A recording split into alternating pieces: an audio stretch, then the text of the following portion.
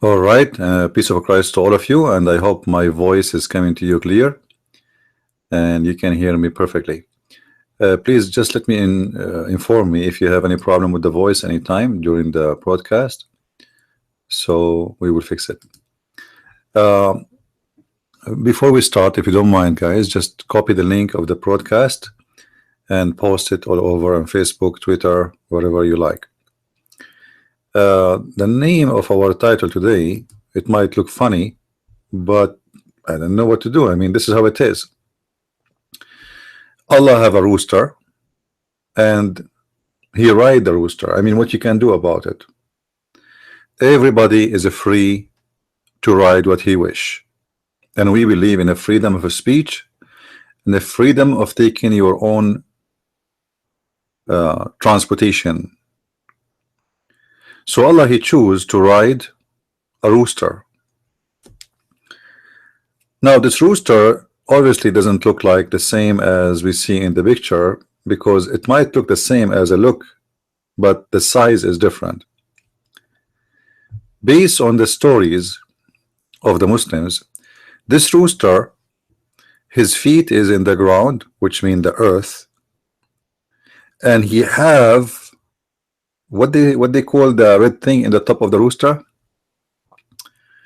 This red thing in the top of the rooster head, whatever you want to call it. So, and that red thing is exactly touching the throne of Allah. So Allah's throne will be, if you know this, in the movies you see some Indian Maharaja camp, okay, and the Maharaja, you know, you will see the Maharaja. He have a chair, and he you know, he ride on the elephant, but he still have a chair. So yes, he is in the top of the elephant, but they have a couch for him, and you know. So Allah, based on the hadith, he will ride in the top of a rooster, but his throne is still there. So you can imagine how big this rooster. Remember, the Muslim, they say that the throne of Allah is the width, as the Quran says, actually it is the same width as the heaven and the earth. So how big this rooster is. If we can get a rooster like this, we can feed Africa, Asia, America, Australia, New Zealand, I mean all countries in the world, and we will feast all of us from it, and will not even will have one person left hungry. This is how big this rooster is, and this is one of the major reasons you guys should believe in Islam. I mean, why your God do not have a rooster like this? Shouldn't you ask yourself such a question? Why you Christians, Hindus, Buddhas, atheists, why you don't have a rooster like the rooster of Allah? If we bring the rooster of every religion, which rooster is going to win, you think? As you know, in some country they practice some kind of I believe it's bad and ugly, rooster fight. They bring two roosters and they fight to death. If we bring the rooster of Allah and the turkey as an example of America, who's going to win?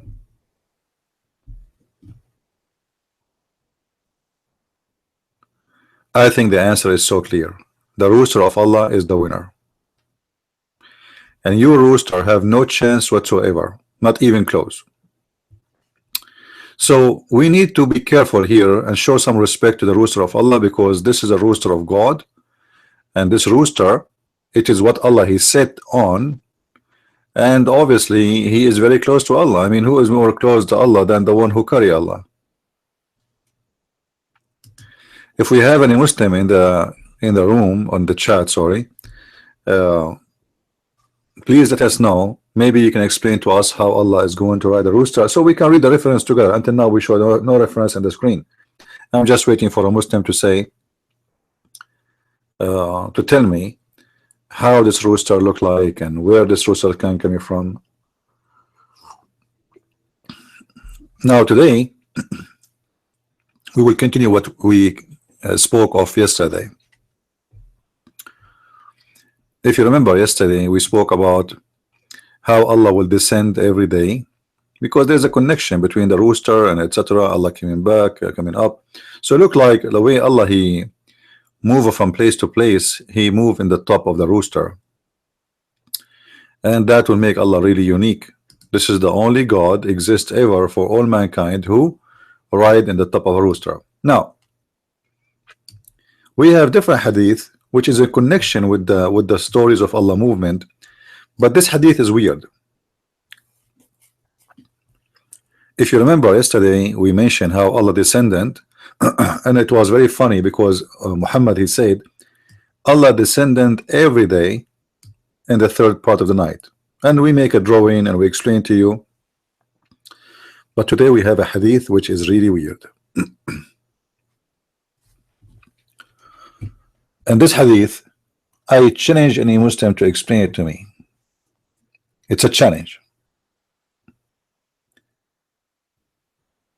No, not all of them weird. There's some hadith of the Prophet, they are very wise. As an example, one of the wise hadith about the Prophet, he said, Shaitan, he sleep in your nose and he piss in your ears. I mean, how he knew that? If you look at your ears, you will see you have wax. How you explain the wax? Obviously, the Shaitan, he was pissing, pissing there. Sorry, guys. Let me drink some water.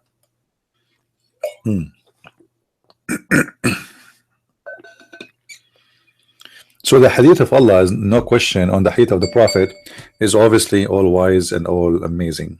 So I keep receiving text messages. Okay.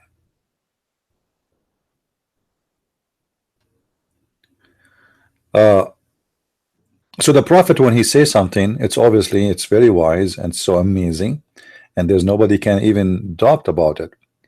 But today hadith, what I'm going to share with you, for sure the Muslim will say it's da'if. However, this is in a sahih book, in an authentic book, and the Muslims let them play with it as much as they want. Let us see what Muhammad he said in this hadith. Please show respect to the wisdom of the Prophet, peace upon him, because he know, and actually the hadith itself will show you that Muhammad he know better, he know best. Okay, we go back to the Mr. Rooster. Let us switch to the hadith. All right. Now here, this is the book of At-Tirmidhi, and At-Tirmidhi, as you know, is one of the Sahih authentic books. There are 6 authentic. Now, doesn't mean that the other ones are not really authentic, but this is the approved one by all the Muslims, Sunni, to be the top, the authentic. But doesn't mean the rest are not.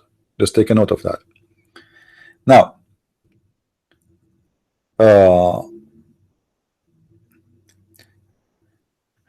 if we read all the hadith in front of us, we will see how amazing the science of the Prophet.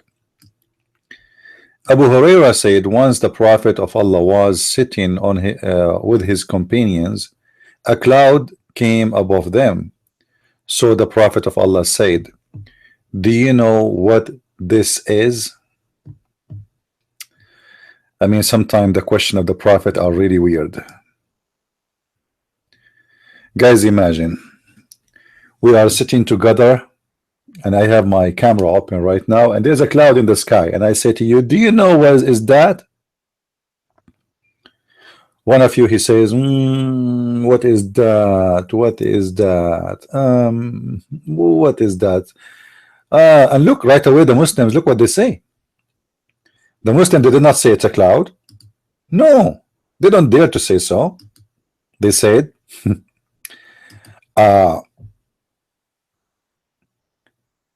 after he said to them, do you know what is this? They said, look what they said, Allah and his messenger know better. They don't dare even to say they know, because they knew he get upset. How dare you to say it's a cloud? I mean, do you know what is that? It's a cloud. But who dare to say it's a cloud? Nobody. And now Muhammad he is going to teach us about the cloud. After they said to him as usual the answer which he liked to hear, he said, these are the cloud, are drench the earth, which Allah dispatch to people who are not grateful to him. Hold on.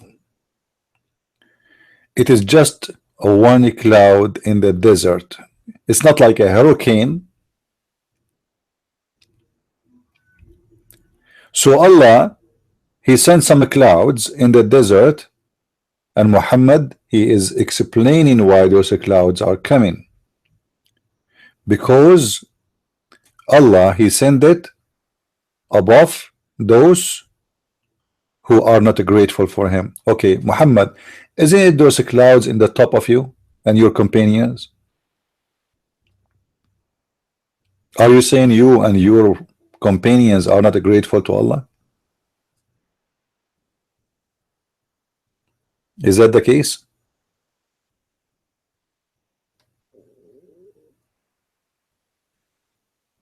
Anyway, let it go. I mean, why you make things difficult on Muhammad and his followers? Muhammad, he knew that this cloud, those clouds are Allah, he sent above those who they are, ungrateful. So if you see a cloud above your head, that's mean Allah is not happy with you, and he sent it. But the people of the desert, they wish to see cloud. People of the desert, they dream for a cloud, they pray. Actually, the Muslims themselves, they have a prayer, it's called Salatul Istisqa, which means the watering, the rain. They pray, it's called asking Allah to send rain. So why the cloud, they are passing above us, they are a sign of Allah dispatching cloud for those who they are not grateful to him. Let it go. So they are not grateful to him nor appreciate him. Okay. Then he said, the story is not over, my friend. No, Muhammad's story is not over. Then he said, do you know what is above? Oh, things is getting deeper now. Sorry guys, we are getting deeper in science now. And you have to contain yourself with the knowledge, even though you will not be able to comprehend so much because your brain is small and limited. But listen to the Prophet. And look how Muhammad always his conversation says, do you know what is there? And then the Muslim right away like, do you know what is above? Huh? Before what he said, the same, always he do the same. Look, Abu Hurairah said once when the Prophet of Allah was sitting with his companion, a cloud come above, and the Prophet says, do you know what is this? I mean, do you see the Prophet, how much he is too much in education? I mean, this professor is the best. He don't let anything pass by without educating the followers. Like, do you know? And for sure the Abdul right away, they say, Allah and his messenger know better. Now he said to them, do you know what is above you? What? Nobody know. How come on? Nobody will know. They said to him as usual, they said, Allah and his messenger know better. Now imagine guys, there's a 1 billion Muslims in the ground, and Muhammad saying to them, do you know what is this? All the Muslims, they will say, Allah and his messenger know better. Or if you make it more simple, imagine the Prophet of Islam, he is asking the question to Zakir Naik. And the Prophet of Islam, he said to Zakir Naik, do you know what is this? Zakir Naik will say, Brother Sister, the Prophet and Allah knows better. Thank you very much. So now let us see how Allah and his messengers know better. And remember, when the Muslims, they say Allah and his messenger know better, and Muhammad don't say don't put Allah there, it's mean he claimed that his knowledge is coming from Allah. All right? So he says, indeed, he said, indeed, It's a preserved canopy of the ferment, whose surge is restrained. Now the Muslim, they were saying, see, this is about the atmosphere. I don't play there. This is a preserved sky from the genies to go out. If we go to the Quran, you will see the Quran says that you genie and mankind, if you can go out of the zone of the earth, go, but you will not be able to go. And if a genie try to go out of the zone of the earth, Allah will shoot him with a star. This is the preservation he's talking about. However, Muhammad don't stop there. He will get the Muslim busted if they try to make something out of this. So Muhammad, he said then he said, do you know how much is between you and between it? Oh, now we are getting deep in details. You see, the prophet, he doesn't say things, I mean, like just to say and go. No, he want to give you, it is scientific details. Now we are talking about distance. Now we are talking about distance.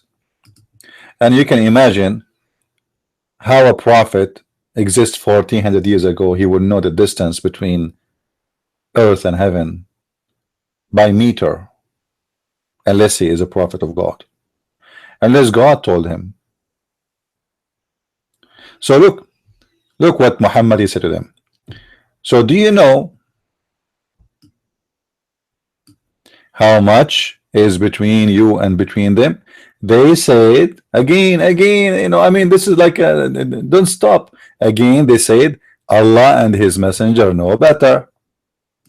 Okay. He said,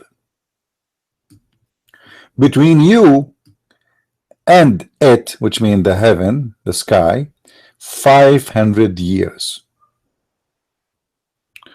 Muslims, the distance between us and the heaven is 500 years. Rooster speed, camel speed, donkey speed, walking, driving, bus. What exactly he meant by saying a distance of 500 years? Anyone? Any Muslim can tell us this is 500 years by what? Remember, he's speaking to people who at that time either they walk or use a camel or a horse. That's it, right? So this distance here, he's speaking to people who speak the same language. They understand the same distance, what it is. So what the Arab used to do, they measure the distance by how many days they need to travel to go to arrive there. So if I ask you how long it's going to take me to go to Europe from Saudi Arabia, you say to me 2 weeks. Because they're animals, when they get tired, they rest. As simple as that. So this distance maximum is the speed of an animal. How many miles an animal can walk in an hour? 20 miles? I don't think he can do that. You know. So the distance here, if we use a calculator, anyone knows what the distance of the how many mile or kilometers the camel he can walk a day? If somebody can search for us on Google to get better accurate numbers. Those are people of the desert and they use camel for traveling. So if we assume that the camel he walked 20 miles an hour, and then we say 20 mile x, how many hours they would travel? I mean 12 hours, 8 hours.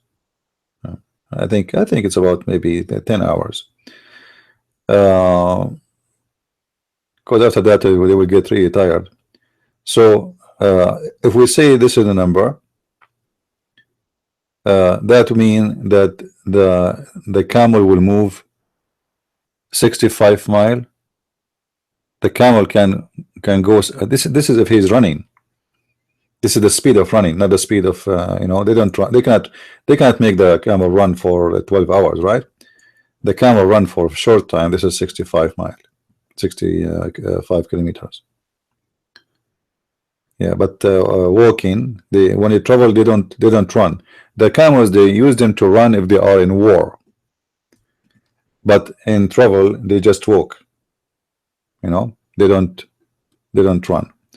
So let us say that we'll give it between, almost between, you know, 20 an hour.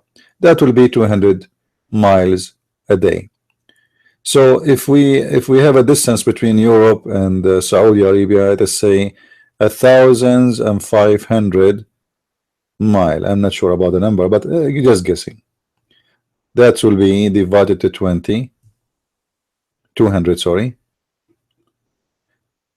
That will take them 7 days to go and to arrive to Europe. The distance is 500 years travel, obviously by camel.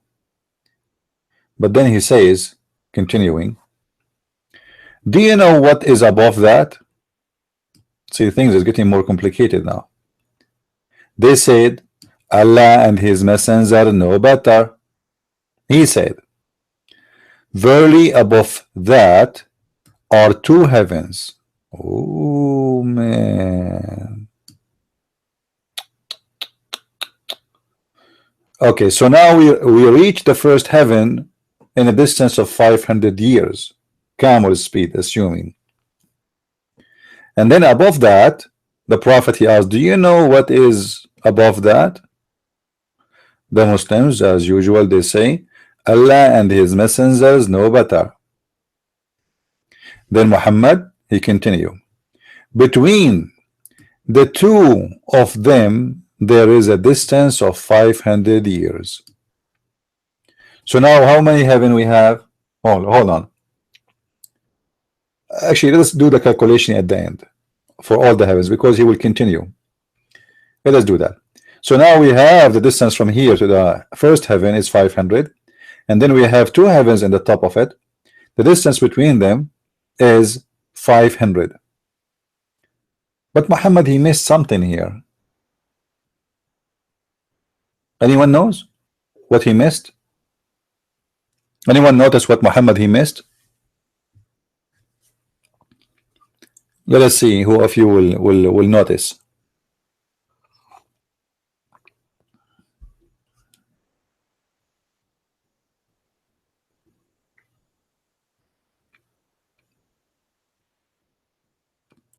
Yeah, there's 2 heaven. Let us go to Google Earth so we can explain it better.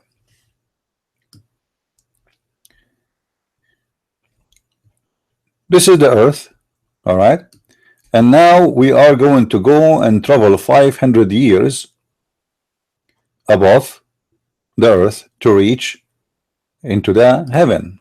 All right, no problem, we will go there. So we go up, and then here is the distance of 500 years. The distance of 500 years in this line. Okay, this is 500.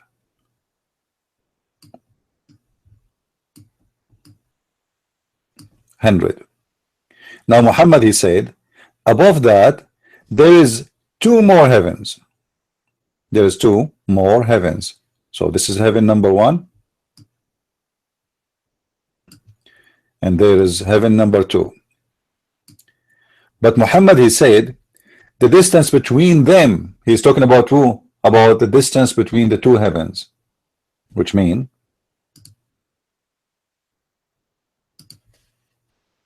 from here to here. The distance between those 2 again is 500.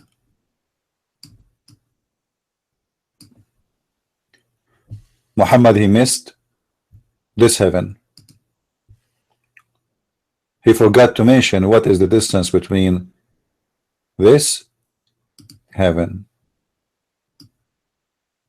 and this heaven. Because the hadith is so clear, he said, above that heaven there is 2 heaven, and the distance between them both 500 years. So he forgot to mention this one. But anyway, who care? I mean, who dare to ask the prophet? You missed this one prophet. The prophet, he says something, everybody says the prophet, and Allah knows better. As simple as that. Let us continue. We go back to the hadith to get more details. And remember always, Allah and his apostles know better. Don't ever think about anyone else no more. All right.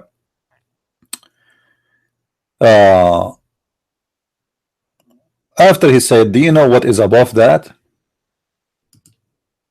They said no, as usual. Allah and his apostle know better. He said, verily above that are two heavens, between two of them there is a distance of 500 years. And tell you numbers of 7 heavens. So this is continue.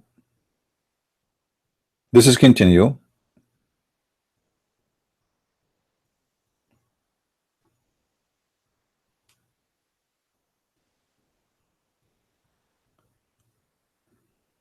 Guys, is my voice coming?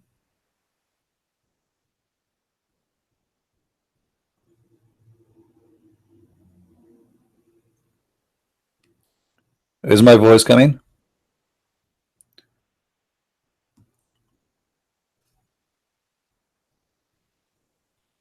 All right. So if somebody have a difficulty, that's mean you have a browser, you have a problem in your phone or in your etc. And we cannot fix that for everybody. Now we continue. So now Muhammad, he says, keep doing the same process. I'm so grateful for Muhammad. He couldn't say, okay, now what is in the top of that? And then they say Allah and his apostle know better and blah blah blah blah. You know, I mean, I'm so glad he said, and just keep going until there is 7 heavens. So now we reach the point of knowing that Muhammad is saying that there is 7 heaven. So what is the total number? There is 7 heavens.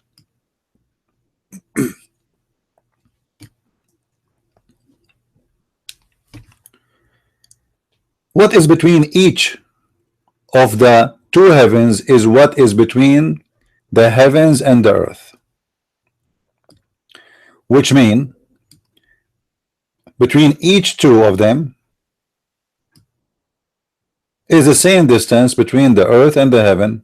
What does that mean? If you remember, that was 500 years, as he mentioned in the beginning of the hadith. So the distance between every heaven and the other one, there are 7 heavens, it is 500 years. Then he said, do you know what is above that? Hold on, things here is getting crazy. We have 7 heavens, but now there is something still above. Do you know what is above that? The Muslims, as usual, they said Allah and his messengers know better.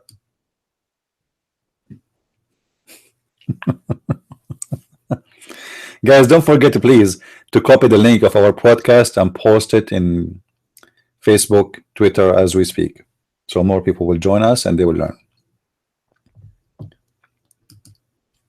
And don't forget always to say Allah and his apostle know better. I mean, who knows more than Allah and his apostle? There's no doubt about that, and you can tell. I mean, knowledge is dripping. So do you know what is above that? Muhammad, he said, verily above that is the throne.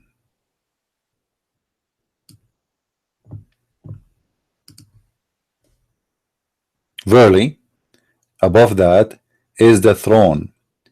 Between it and the heaven is a distance like the one between 2, which means 500 years.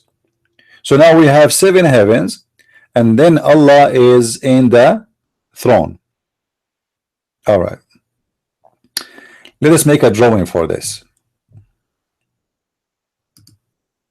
just to make it clear for those who they are maybe a little bit confused. If we go back to Google Earth,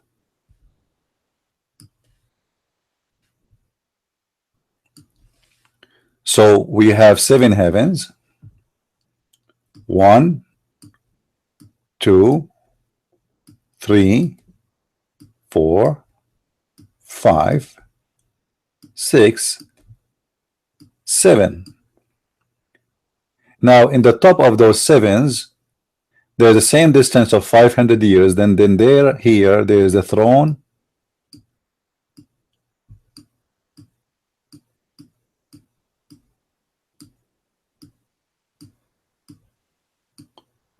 of Allah. I know my drone is horrible, but what I can do. So Allah's throne is here in the top, but he is not really in touch with the 7 heaven. There's a distance between his throne and the 7, 500 years. Okay, Muslims, what is there?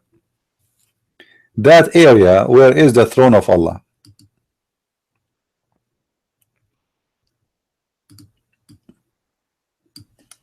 This area here. What is there? As long Muhammad is able to know. I mean, how Muhammad know this? I mean, how Muhammad he knew the throne of Allah, where it's located? He have a map and, you know, describe the distance. I mean, where did he get this from? Even the Quran never says so. So now we have the throne of Allah, and the throne of Allah is what? Is it in the space, etc.? If you remember yesterday, we showed the hadith where it says that above the throne, above Allah, there is air, and underneath of Allah there is air. Do you remember? Do you remember? Above Allah there is air, and under Allah there is air. Now let me get the hadith. So those who did not see it, they will see what I'm talking about. I'm just trying to show you how we connect information together, you know, because mostly what you know, what people do, they take one subject and they don't connect. You have to connect everything, otherwise you are taking things out of context of the story. So Muhammad in different hadith, he said, let us go here, hold on.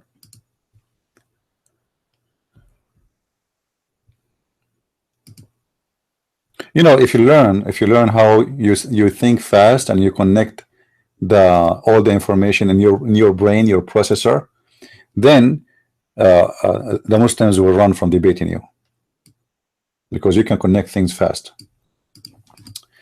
In the hadith, Muhammad, he said,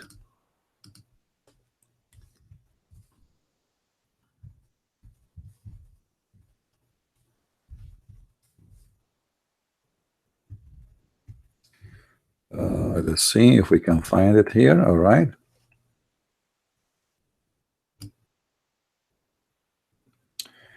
Do you read with me? Do you see what it says? Read with me. I said, Allah, O Messenger, where is our Lord before he created his creation? Notice carefully.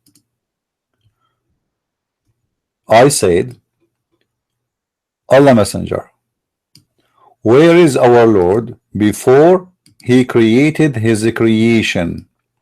So this is before all the creation are exist, and this is the same location Allah he is in. Okay. He said he is above the cloud.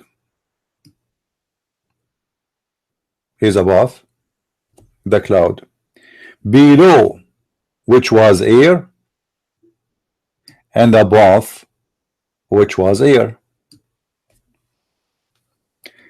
and water. Oh man. And then he created his throne above the water.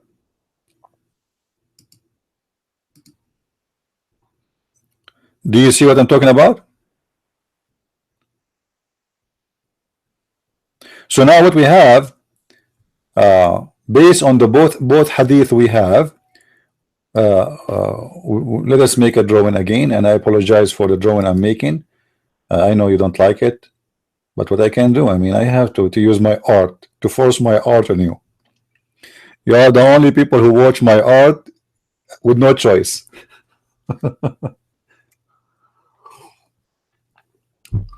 So now we have the earth. Let us make the earth.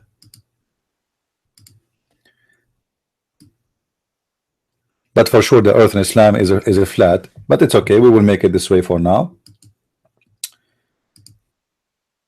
This is the earth according to Muhammad.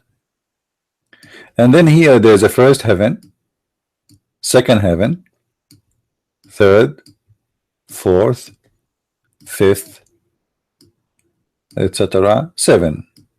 Total of 7 heavens. All right.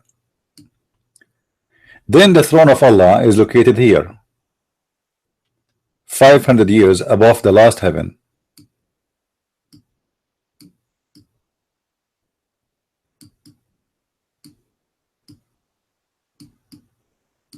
See, my art is getting improved, by the way. I mean, if you notice, I don't know if you notice.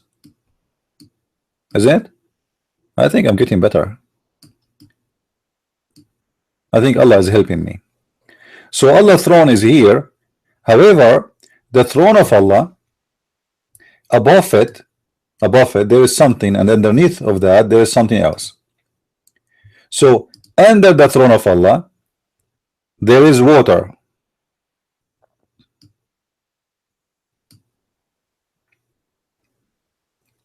And Muhammad, he said, above the throne there is air. Let us make the air light blue. So above the throne there is air, and under the throne there is air too. How that can be?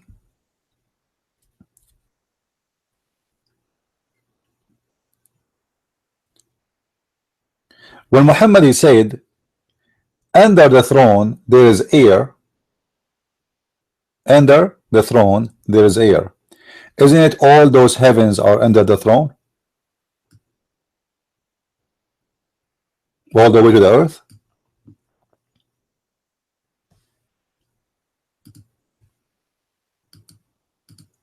If there is any Muslim here, he is listening. If there is any Muslim, want to explain? When your prophet, he said, under the throne of Allah there is air,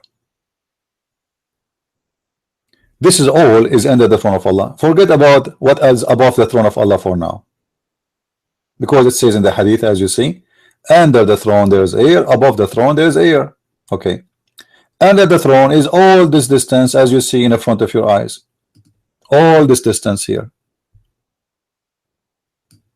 But all of us, we knew that after few miles going out of this in the atmosphere, even inside the atmosphere the air will get thinner and thinner and thinner until there's no air at all.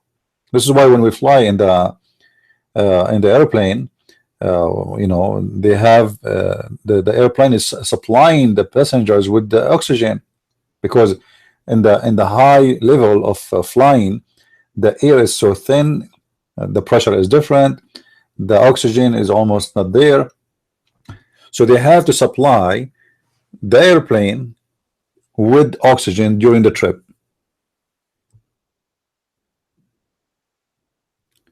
Yeah, Allah is always floating, but you can say his chair is like in the top. Read carefully.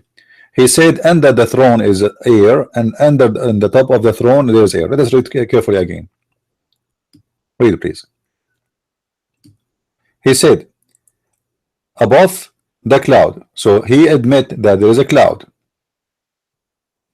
And when he say above the cloud, that's mean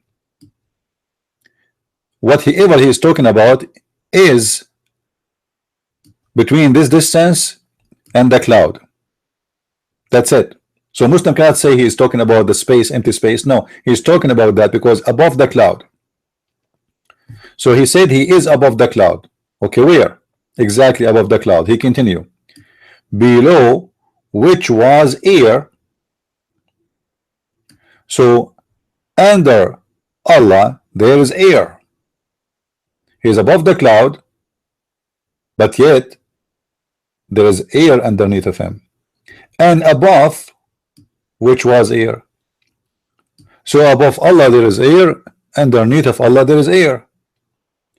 And then look what he said, which is very funny and very stupid actually, because maybe some of you do not notice what Muhammad he said. He said, and above which was air and water. Oops.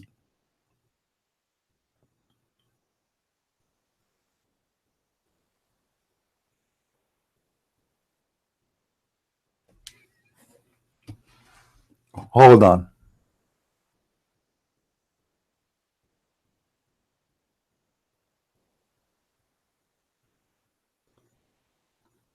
Above there is water and underneath there is water, because here he continues saying, then he created his throne above the water. But he just said above which was air and water. So either Muhammad saying when he meant by the above that the above does not include this part. Let us take it off. The above include only this part from this area. Let us make it with different color. Hold on. From this area to the throne.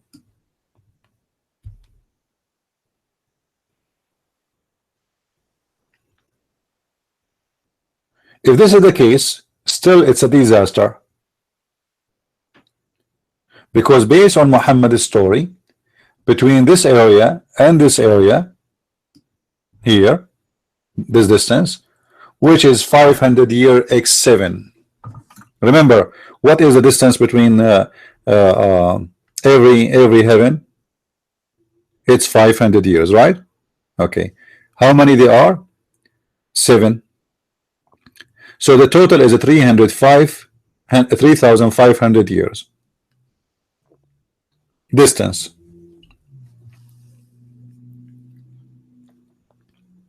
But between them there is air and there is water. The throne of Allah is above the water.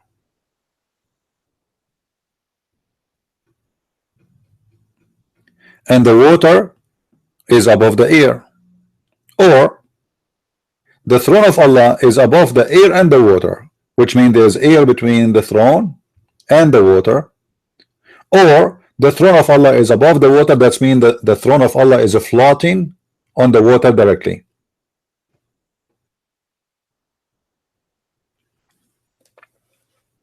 Do we have any Muslim here? He can give us some better understanding.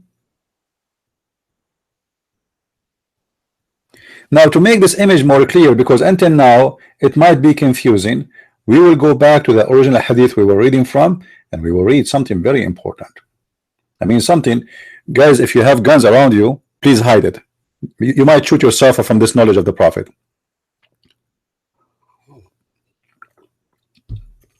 What is coming, it's a disaster.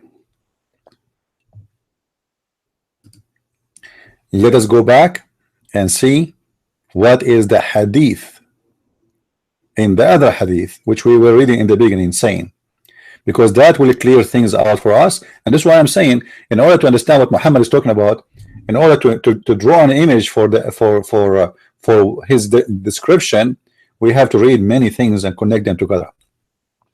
So we go back to the hadith here and we continue. So the distance between them is 500 years, and then he said, you know what, above that, he said, Allah and Messenger know better, he said, verily above that 2 heavens, 7 heavens, etc. Okay. And then he says, after he counted the 7 heavens, do you know what is above that? He said, they said, Allah and his messengers know better, as usual. I mean, this guy, he love it. Imagine, guys, I say to you, hey guys, do you know what is above that? All of you say, Allah and ChristianPrince know better. And the ChristianPrince like, wow, man, I am the man. Look, Allah and messenger know better. And by the way, Muslims, don't you say that you Muslims you don't do commit shirk? Don't the Muslims say we don't commit shirk? I mean, in this page alone, how many times the Muslims commit shirk? Do you know what commit shirk? Who do not know what shirk mean? Anyone knows? Do not know what shirk mean? Who don't know what shirk? When we say shirk, we mean that Muslims, they mean that you are associating a man or false god, false deity with God. But look, Muslims, they associate the knowledge of Allah with the knowledge of Muhammad, because they are saying what? Allah and his messengers know better. So they are saying to us that Allah knows and Muhammad knows. Knows what? Better.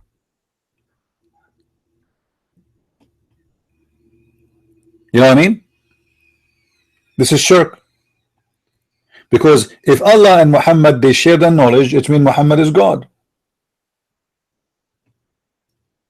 They are not saying Allah knows better, and because he's a prophet, he will tell us what Allah told him. No, they are saying Allah and his messenger know better. And look how many times they kept repeating that. However, let's continue. Then above that is the throne, and the heavens is a distance the like, which means 500 years. And what is between the two heavens? They said a green. Do you know what is under you? Oh boy, here we go. Let me hide. I will hide the hadith. This is I will make it like kind of exciting. Now we will take a break, commercial break for shampoo. This is what they do in the movies, right? When there's something like something will happen right away, something would happen, suddenly commercial break. Because people are looking like at the screen, what will happen now? Especially in Mexican movies or Indian movies, you know, in Mexican, Indian, Arab, like my people, Filipinos, Asian, they love to watch drama movies, and you will see everybody in the house is crying. You know, you enter the room, what's wrong? What's happening? Somebody die? No, we're watching the program, the series in the TV. Okay, come on, what happened? He's going to die. Like, what the heck? Yeah, they love it. All right, now it is time to play commercial, so we will come back after 10 minutes. Anyway, so we continue. Now Muhammad is going really deeper.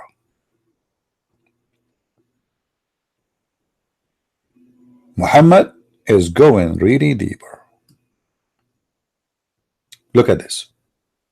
Do you know what is under? What the heck? You just told them what is above. So now Muhammad is switching the direction. You see, all the hadith before, Muhammad was teaching the Muslims what is above. What is above? Let us go back. What is above us, right? You see, Muhammad is the Wikipedia. What is above? You see, from the beginning we are talking about what? About above. So Muhammad was continue going above. Now it's time to go down under. Aren't you getting it? You see, the Wikipedia, the prophet, the scientist, the professor Muhammad, he will tell you everything. You do not need to go to school, and you do not go to what it's called, the school of the filthy rich, Harvard. You know, you do not need to go to any school. Just go and sit with Muhammad 15 minutes. You will learn about the galaxies. You will learn about everything. And by the way, Muhammad is a women expert too. You can learn from Muhammad about anything. He will teach you about women vagina. He will teach you about women nipples. He will teach you how women, they bite you when you are having sex with them.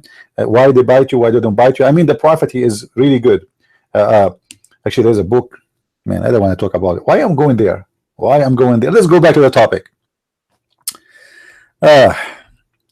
So now the prophet, is time for him to go, after he taught us what is above the 7 heavens and how many distance between the 7 heavens, and he told us that Allah, he sent the clouds on those who he don't like, you know. And by the way, I love rain. Honest to God, the day it's raining, I feel happy. I love rain. I love to walk in the rain. You believe it? So anyway, do you know what is above? As you see, so all the story in the first 15 minutes or the 30 minutes, it was about what is above, what is above, what is above. Now it's time to go and see what is under. Oh man, if you see what is under, my guys, my friends, you will not believe it. It's beyond your imagination. Do you know what is above? Do you know what is above? Do you know what is above? And the Muslim keeps saying to him, Allah and his messengers know better. Allah and his messengers know better. Allah and his messengers know better. Now it's time to switch to what is under.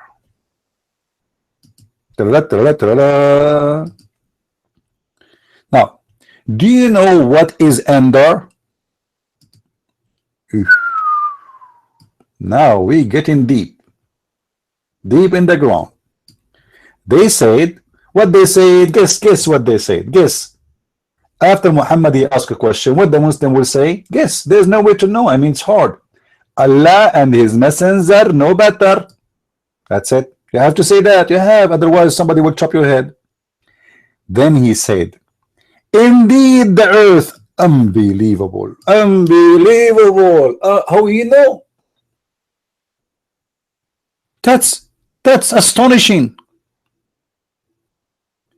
Indeed the earth. Are you sure?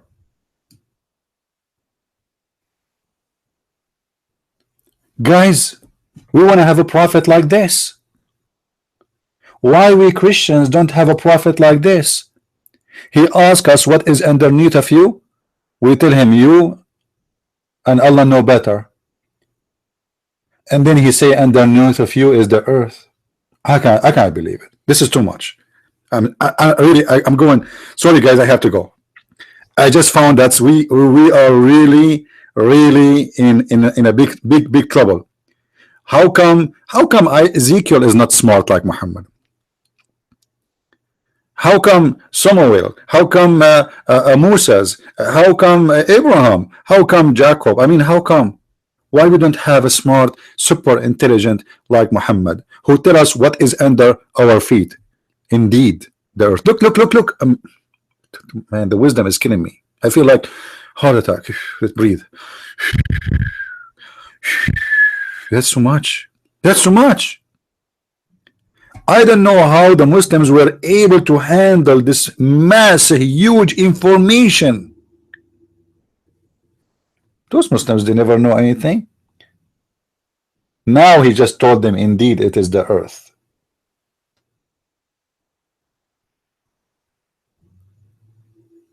All of you should convert to Islam immediately. But the story is not over yet.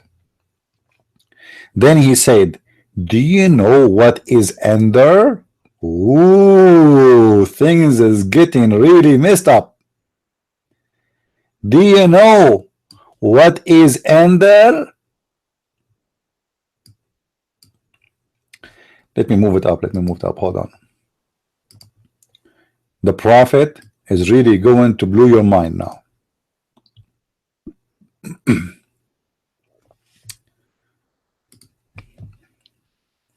I don't know what to say. Do you know what is under you? They said, Allah and messenger know better. He said, indeed it is the earth. Then he said, do you know what is under that? Nobody knows. Are you kidding me, Muhammad? They told you 100 times, million times. Allah and the messengers know better. Are you kidding me? They said Allah and his messengers know better. That's mean nobody knows except you and Allah. Come on. Come on. You do not need to ask this question. You are the one who knows.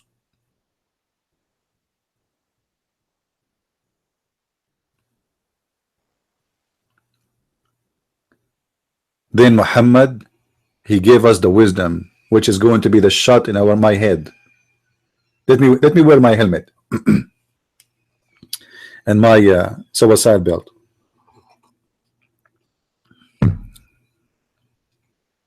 I am missing one thing. What? Are you saying you know better than ChristianPrince? Guys, be my witness. Think it twice is not saying that Allah and ChristianPrince know better. Think it twice is saying that I do not know better. I don't believe it. Tell me, okay, what is that? What is the point I missed? Let us see. What is the point? I'm waiting.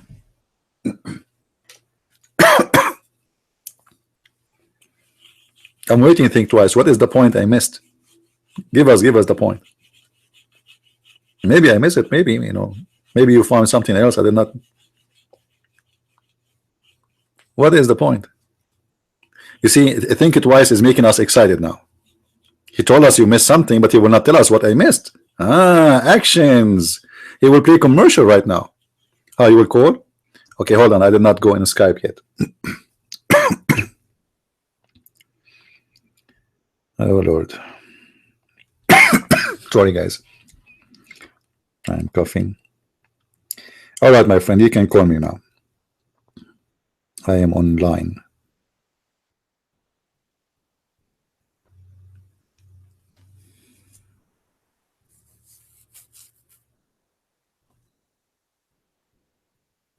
Come on, people, they cannot wait. The suspense. Let us play some commercial. Let us play some commercial. ChristianPrince, he have 5 books. The Deception of Allah.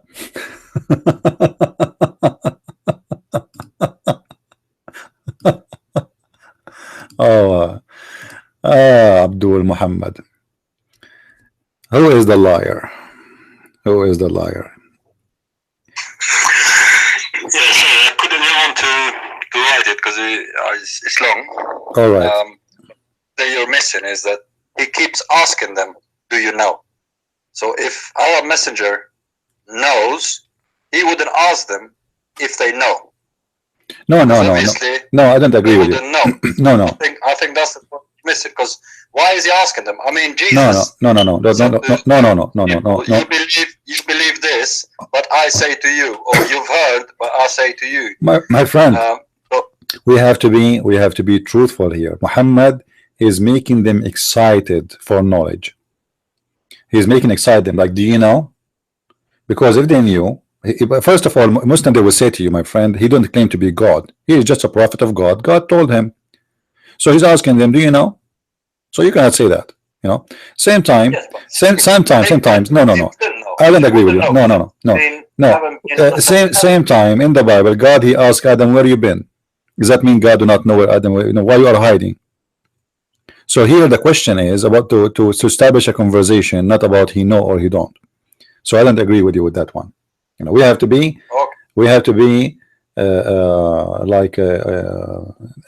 correct in the accusation. First of all, Muhammad do not claim to be God, and it happened in the Quran, in the Bible, that God, he asked somebody, like Allah, he asked Jesus, did you say to your followers to worship me and my mother?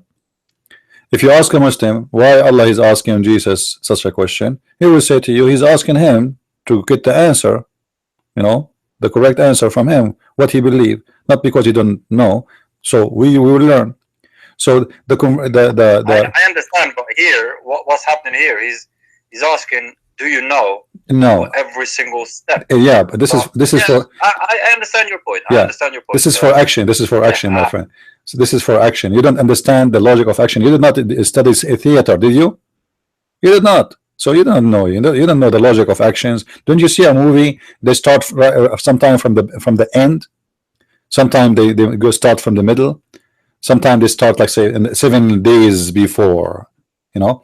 So Muhammad, he is using a suspense, exciting method to make his followers excited. If you remember the hadith where Muhammad, he said, who of you wanna go to heaven? Ready, sincere to go to heaven? They said, us. He said, who is of you sincere now to go to heaven? They said, yes, prophet, yes, us. He said, now who is sincere to go to heaven? He's screaming more and more. And they say, yes. And then he said, who is sincere to go to heaven? And so things going crazy. And they said, like us, like, we are ready, we are here. Yes.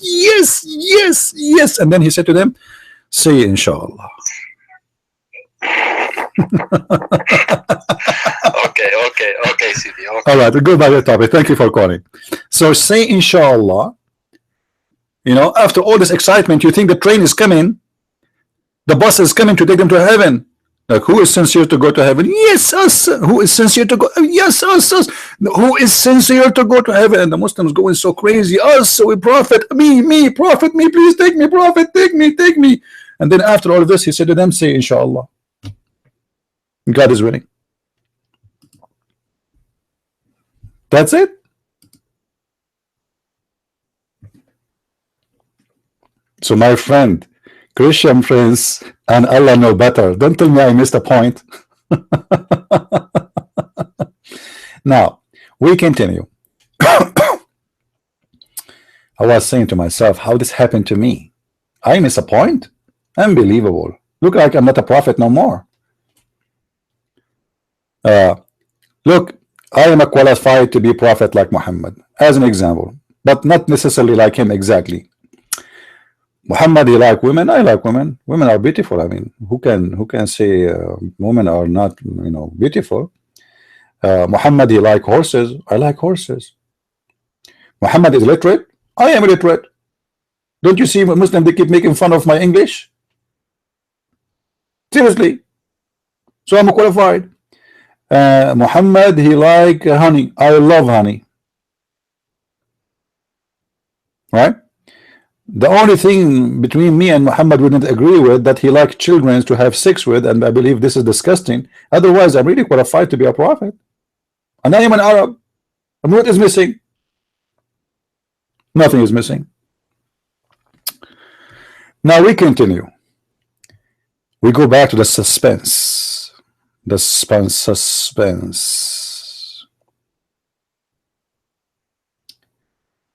He said, do you know what is under that? Do you know what is under that? At this moment, you can imagine every Muslim is spinning his head like, you know, this situation reminds me of a guy. He was trying to cheat before the exam started. He wrote some mathematics rules on the fan when it was off. So when the teacher came, he turned the fan on, which was in front of him. So he was spinning his head to be able to read the fan. And this is exactly what happened to the Muslim in this scenario. Muhammad told him what is above, and suddenly he go down to zero and he turned the fan on, and the fan flip in the other direction. Now, do you know what is under that?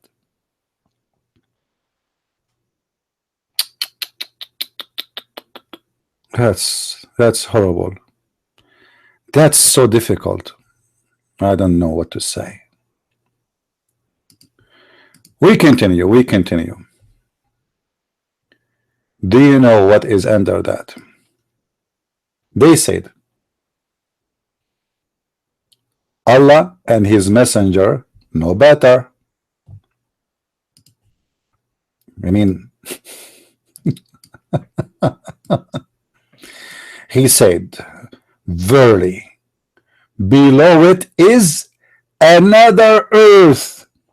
What?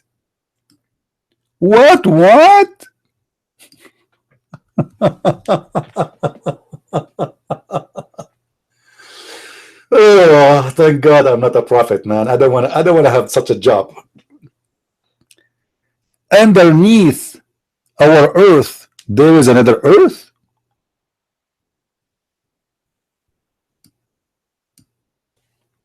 He said, verily below that another earth, between the two of which is a distance of 500 years. Again?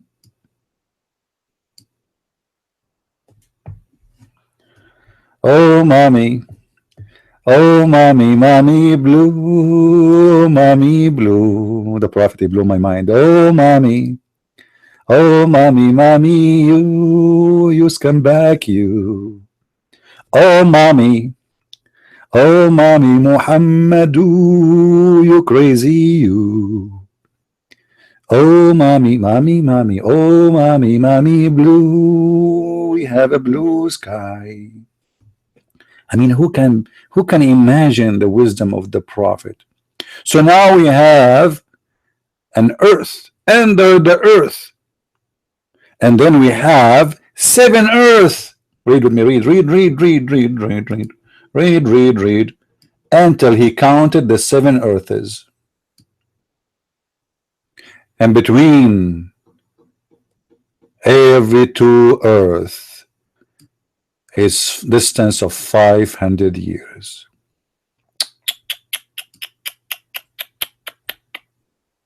That's too much. That's too much. That's really messed up. Oh, mommy. Oh, mommy, mommy blue. By the way, this hadith, the Muslim, they will say to you it's da'if. However, this is not da'if, for this is in the book of At-Tirmidhi.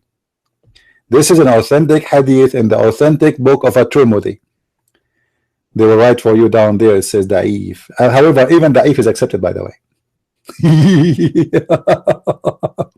Now look, the story is not over. I mean, the story is not over, my friend.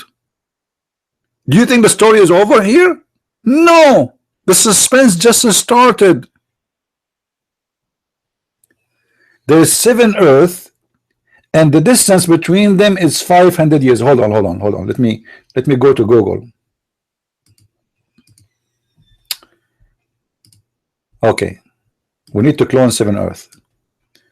Let us do this here. We will use those. I mean, how we can do that? Okay, we go to the sky here.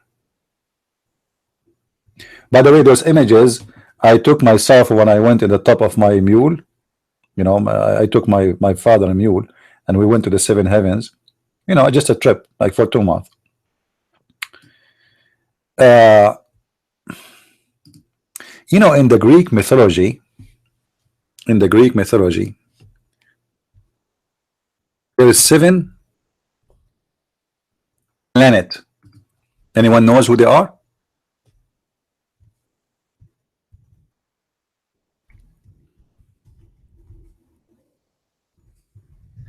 Let me show you.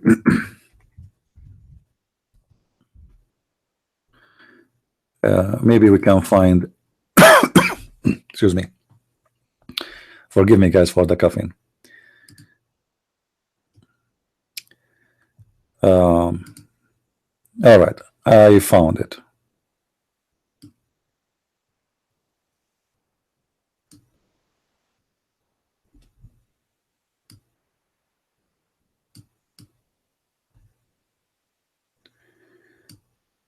Those hold on, I want to get to be sure from the Greek mythology, just not hold on, I want to get a corrected drawing.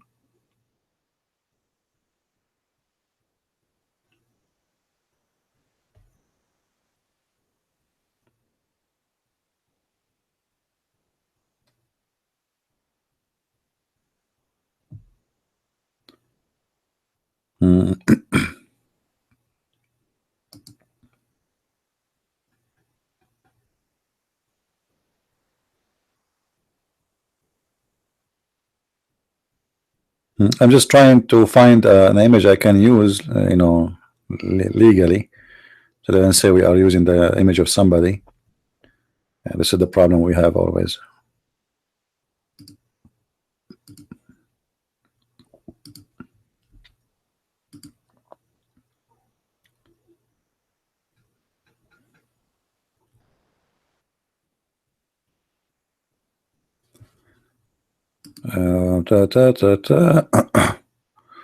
All right.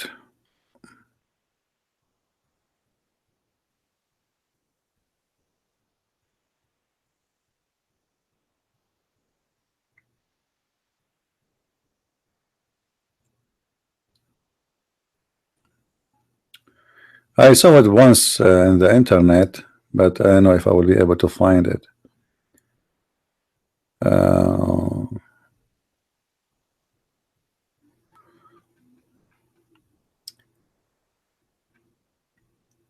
Anyway, in the Greek mythology, there are 7 planets which the Greek they assigned them to gods, and they made them you know, in certain time of the history of the Greek people, they worship them and they consider them they study them, and they have a very actually a very decent study about their movement, the appearance. They have a great details, and actually in the old days they used to be able to calculate when the sun rise, the sunset, when the moon will appear. So they have a really a very because you know they spent hundreds of years worshiping those planets. But why I cannot see them? I don't know. Maybe I'm using the wrong search in the search engine.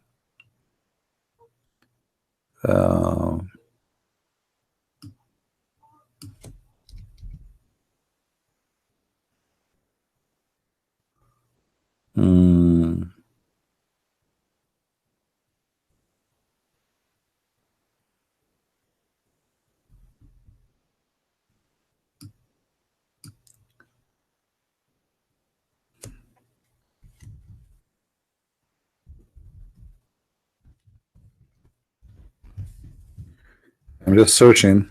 Otherwise, we would, you know, we will go without showing you. Maybe you guys you can, because the problem is, you see, when I use an image is not my is not allowed to use because they have copyright over it. We will have a problem later. So otherwise, you know, it's easy to find them really. Maybe it's better if you guys you just search for it, and you can find that how the Greeks they connected planets to God. If you remember the story where in the Quran speak about Harut and Marut, and Harut supposedly and Marut, they were seduced by a woman, and this woman who is very beautiful and very you know, attractive, they wanted to sleep with her, and those Harut and Marut, they are angels. So Harut and Marut, in order for them to sleep with her, she asked them to give her the password to go to heaven. And then when she went to heaven, or in her way to heaven, Allah, he was informed that she is trying to penetrate the heaven. So he cursed her and he make her a Venus, right? So anyway, so now if we try to imagine what Muhammad he said, we have to copy 7 earth, and the earth in this time is not above, it is under, and that's what make it more funny. So if we go here, this is our earth, and by the way, this is additional proof. This is additional proof that Muhammad considered the earth is a flat, because when he say under where, under of us where? As long Muhammad he says under us, correct? Let me explain the point. When Muhammad he say under, if Muhammad was, let us say this is Saudi Arabia, let us say, this is not Saudi Arabia, no, I'm just saying, let us say this is Saudi Arabia, and it's under, okay, under is here. So now we have one earth here, then we have second earth, etc. All right, but Saudi Arabia, because the earth is moving around itself, is not going to be, and there is going to change after a few hours, and there will be here after a few hours, and there will be here after a few hours, and there will be here.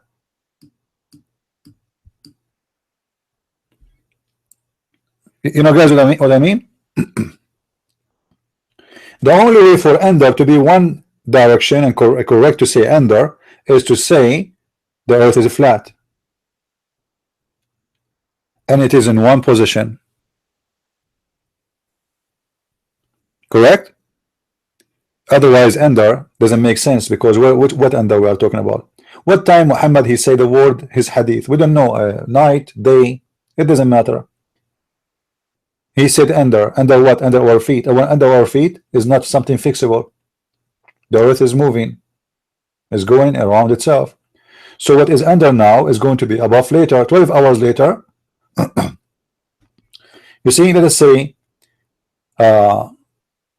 when Muhammad he said under, it was, let us say, the 12 noon time.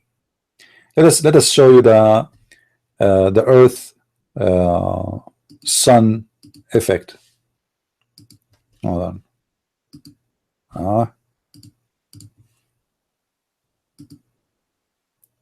All right. So let us say Muhammad he say under when it was at daytime. He said under, and when he said under was here. All right, under was here. Muhammad was here. After 12 hours, that will change.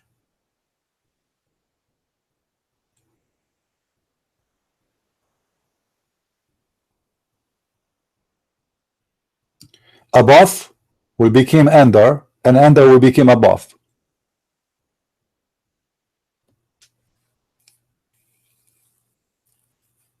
Are you getting my point, or I'm confusing you? What was above became under, because now Muhammad location is not here no more. Muhammad location will be in the other side, which is now under.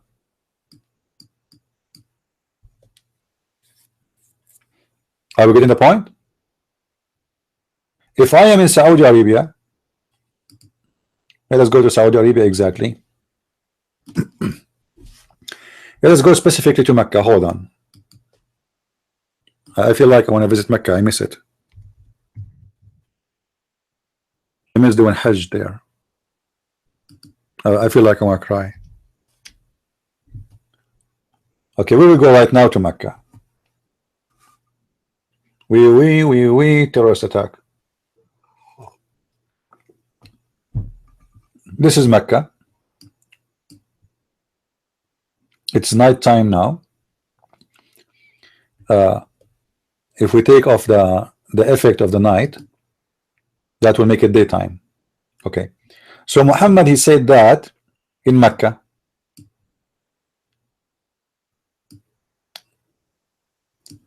Where is the Kaaba? Where is the Kaaba? Where is the house of the devil? Kaaba, where is Kaaba? You see, by the way, until now Mecca is a small tiny town. After all of this, after all the money we spent, look how small the town. I mean, this is not even the size of a street in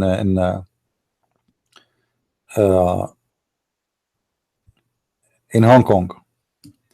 I think we found the Kaaba. The Kaaba is here. Yeah, here we go. Look how much buildings they are building around it, you know. Look. Okay, this is the pagan house.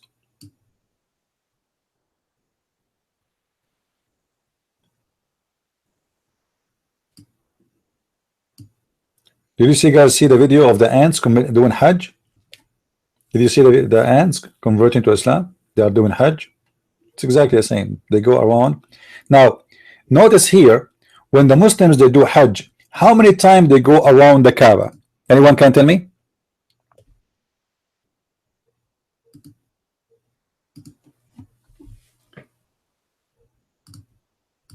The Muslim they have something it's called a tawaf. A tawaf simply is a word mean going in cycle. Going in cycles.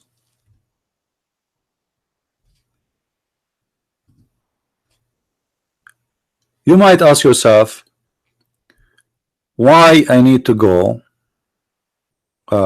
in cycle. What is the point? What is the purpose of going around it in cycle? And what about the numbers?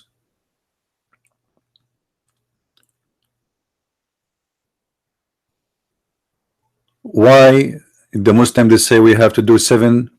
Some they say 7 by 7. Some they say only 7. Everyone depend in his sect, you know.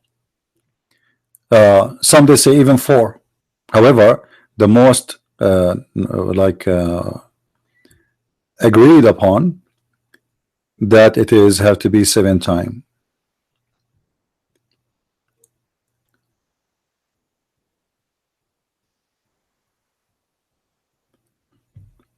If you connect the 7 earth and the 7 heaven and the number 7,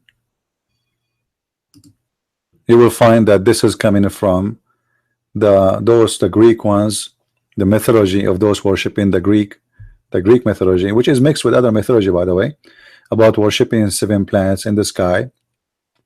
And for every time we go around the Kaaba, we count for 1 planet, which means each time we do Hajj, we do Hajj for 1 of those planets.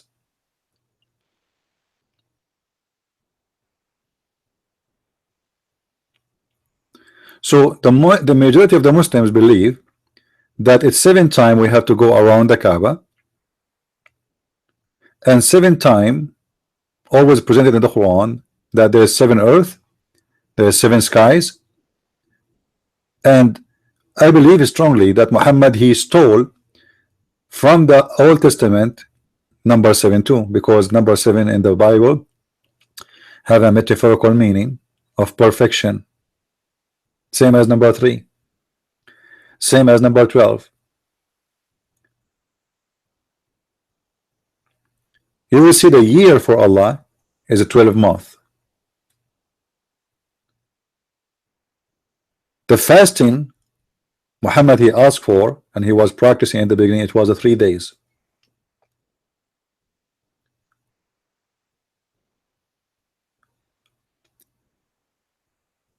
Three, 7, 70, 12. And obviously Muhammad he is stealing from every religion something. He stole from the Christians number 70. When Jesus said you forgive 70 times, Muhammad he copied it. He starts saying 70 about everything. Actually he said exactly the same example of Jesus.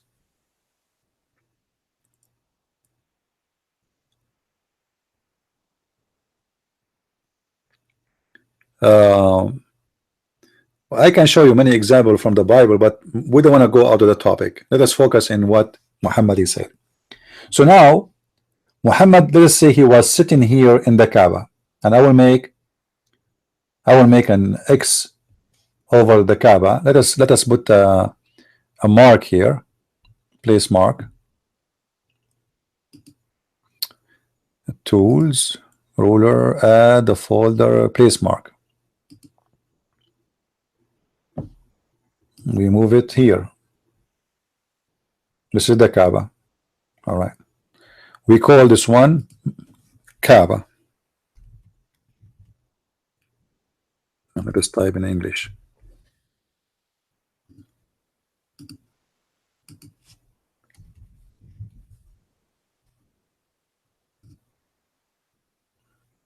Oh. This is Kaaba. Okay, why the name is not showing in the top? Let us see if we let us do it again. Add place mark. I think I need to put it here, Kaaba, in the top. Kaaba. All right. This is the Kaaba. I will zoom out. Muhammad, when he was talking, he was here in the Kaaba. I am assuming it was a daytime.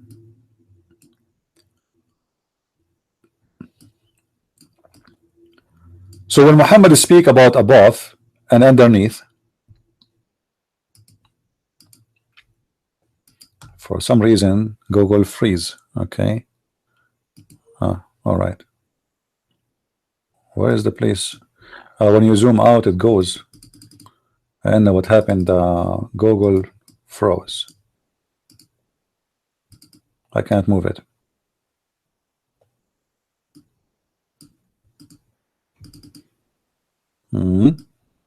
What's happening? I'm not sure what's happening. I think I need to exit Google and open it again. It's froze. Totally froze.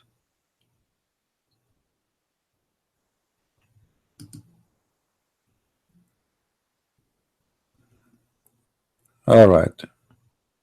Let us go to the Kaaba.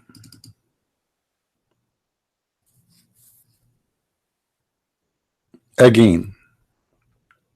So this is the Kaaba. Let us zoom out. Out, out, out, out. Here we go.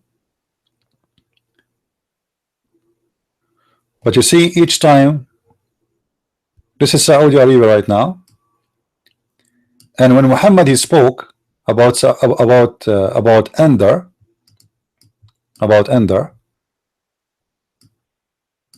let me put a sign here.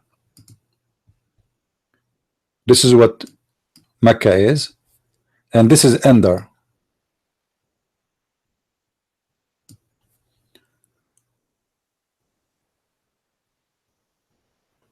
But this Ender, after 12 hours, is going to be above, for the earth is going around itself. As simple as that.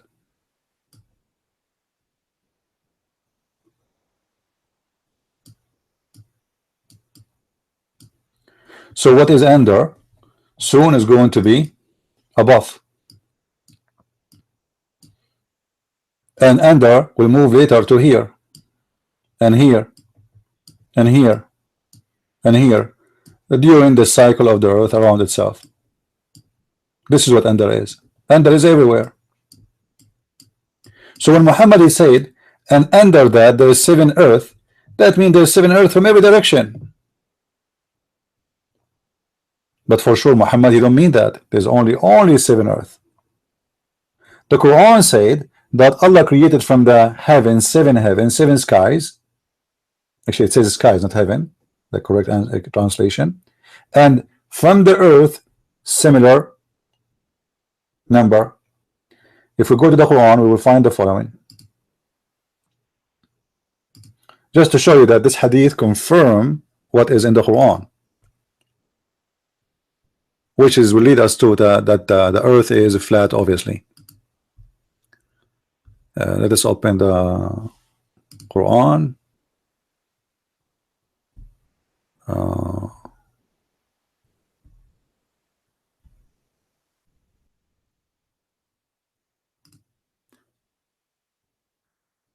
We'll open the link. Oh.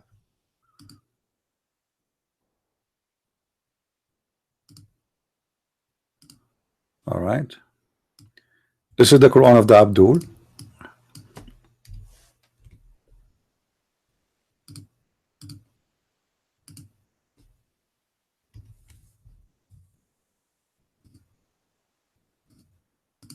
Oh. Okay.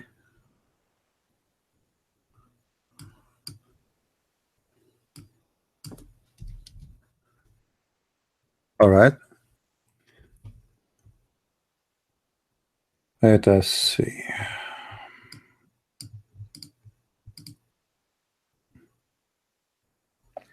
There's many verses, like as an example, just to show you, as long as we are talking about examples of Muhammad copying from Jesus. Chapter 2, verse number 261. Do this remind you of anything in the Bible?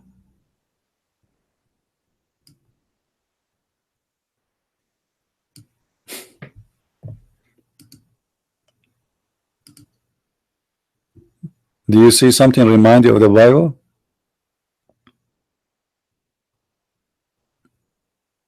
You know what I'm talking about? There's no question that Muhammad is a thief.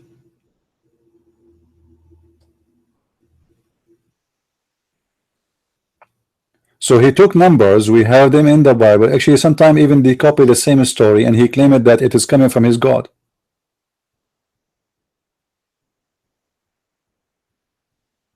And even he says it's a parable.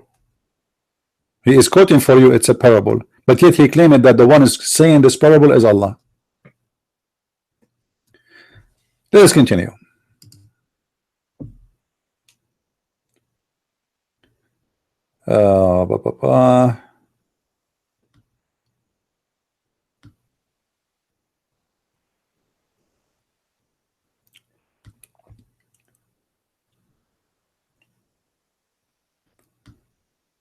All right. This is the verse we want. Chapter 65, verse number 12. Chapter 65, verse number 12. It is Allah, He, who created for you, read with me, 7 skies, and of the earth, similar number. Do you see it? So the Muslim, they can say this hadith is against the Quran. The Quran confirmed that. The Quran confirmed there are 7 skies, and the Quran confirmed that there is 7 earth. So now if we go back to the hadith, that will make it very clear for us. Obviously Muhammad, he speak about a fixed location, and that is clear evident that Muhammad is speaking of a flat earth. For sure there's a lot of more evidence of the Quran speaking of the flat earth, but this one alone is enough to prove it. So there's 7 earth, and all of them, they are under, not above.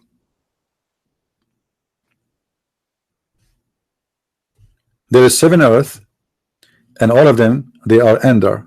So let us read together.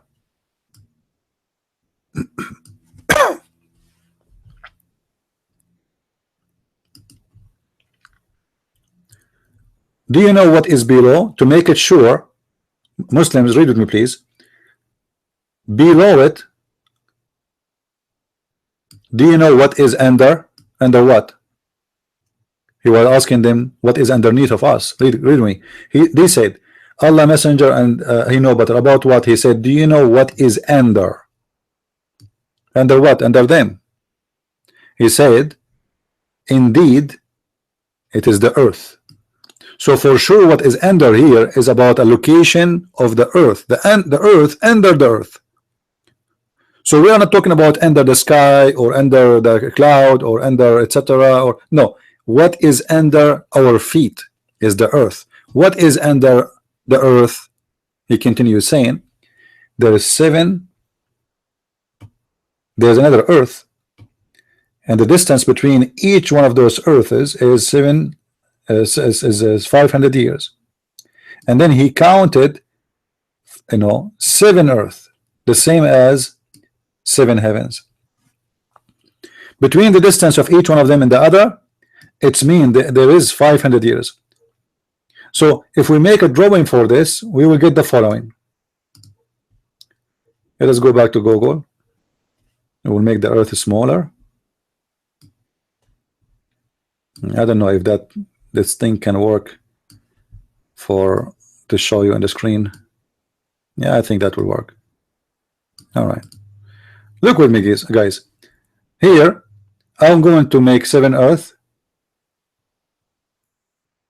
and for sure this time I'm not going to make them as the same shape of the earth, because obviously Muhammad is speaking about the flat one, right? It's a flat one. It's not really it's not the same as the earth today as we see it. So here there's 7 heavens, 1 2 3 4 5 6 7. Here there is 7 earth, 1 2 3 4 5 6 7. The distance between each one of them and the other, regardless if it's about the heaven or the earth, is 500 years. So the distance here between every heaven and the other one is 500 years. 500 100 year. Okay.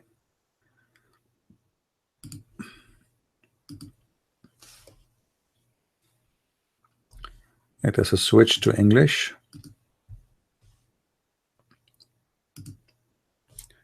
500. And that is the distance exactly between each one of them. And this is the same goes for the heaven which is above the skies. 500 years between each one and the other. So now we understand how Muhammad he described the earth. All what you need is just to take this earth off. I will take it off, and I will make a new drawing. This is the earth as Muhammad he claimed. I will make it brown.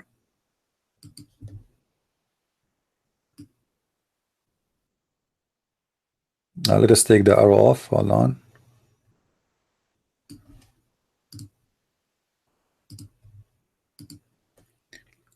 This is the earth, and then above there is 7 steps. 1, 2, 3, 4, 5, 6, 7. But remember, the distance is equal, and if here we are not making it equal. The distance between each one of them is and the other is 500 years. All right, let us type 500 years. 500 years. Actually, I should not make them brown color. The one here, maybe we should change it and make it blue, because we are talking about heaven, right? We are talking about heaven.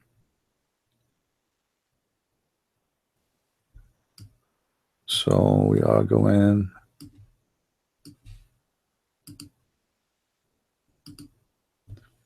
All right, so now we do this. This is the first heaven. This is the second one.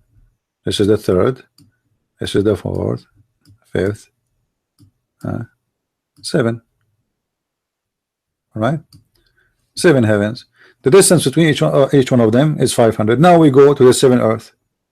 We will make the earth in light brown, or we make it a green. So now we have 1 earth, 2 earth, 3, 4, 5, 6, 7. The distance between them, the same as the distance between the earth and the heaven. It is 500 years between each one of them and the other. So all what we have is a flat plate. In the top of that flat plate, there's 7 heavens. Underneath of that flat plate, there's 7 earths. But the story is not over yet. Muhammad he claimed that if you draw a rope, you know, the one you tie somebody with, if you draw a rope from the earth down beneath, let's do it different way. Hold on, change the color.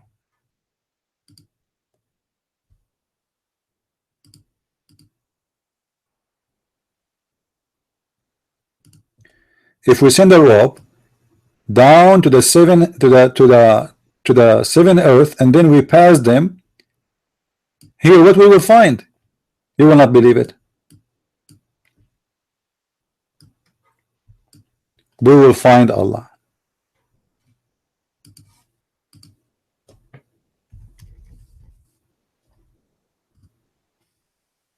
How did this happen? Remember, we just drew before that if you go up 7 heaven, Muhammad he said, Allah's throne is here. You remember? Allah is here.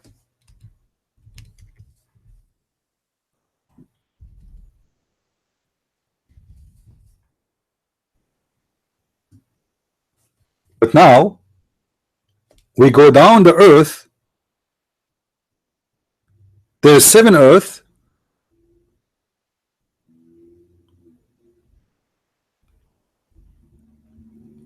and then Allah. And here there's additional mistake. I don't know, guys, if you notice. Let me go to the hadith.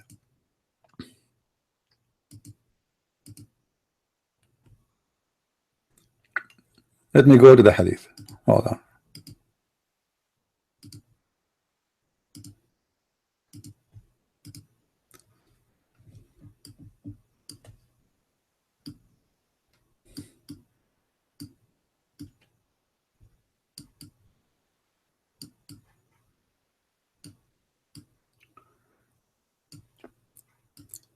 There's a mistake Muhammad he made, because he said underneath of us there's what? There's 7 earth. That means the earth now is 8. Is that correct? This is number one mistake in his own logic. This is how stupid he is. Same time, then he said, I read it, Muslims, this is not my statement.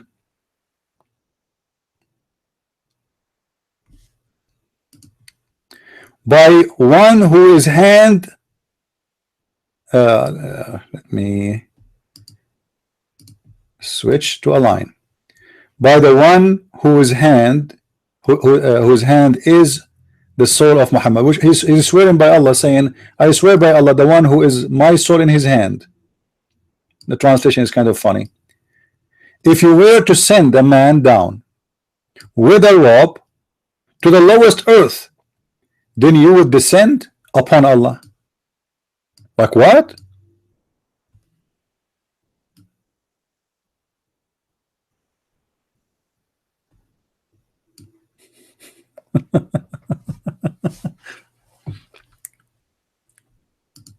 What?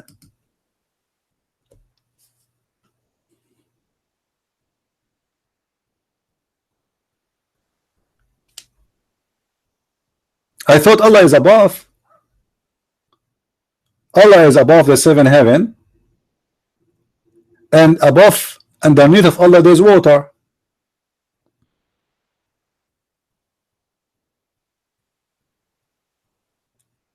You remember the hadith?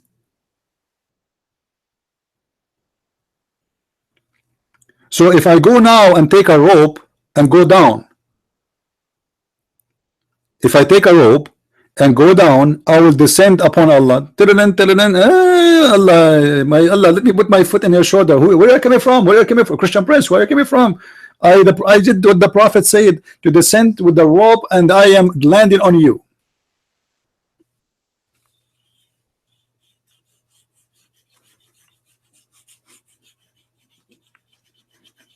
By the way, I noticed that there is some channels on YouTube. There's some guys, they are atheists, and even some they claim to Christians. They listen to my videos, and after a week or two they make a video the same as I did, of things they never heard of, but they claim they are the one who know it. That's what they do always. Any Muslim here?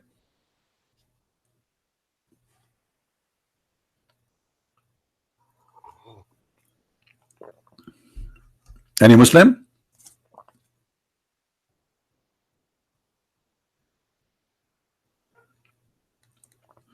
I wish I can do that for you guys, to show you now how you can descend upon Allah, but I don't have a rope. And this is very obvious that Muhammad is speaking about what? Is speaking about a physical movement and location, and he's speaking about a flat earth, because how if I descend myself with a rope, I will land upon Allah if the earth is going around itself. All the hadith is weak. The Quran is weak too. Who is the one who make it weak? Who is the one who make it weak? This is a Tirmidhi. Since when a Tirmidhi is weak? The books of Sahih are 6. But because this hadith is making you getting busted, you Muslim, you say it's weak. Isn't it this is a Tirmidhi? If we search right now for the Sahih books, isn't it a Tirmidhi one of them?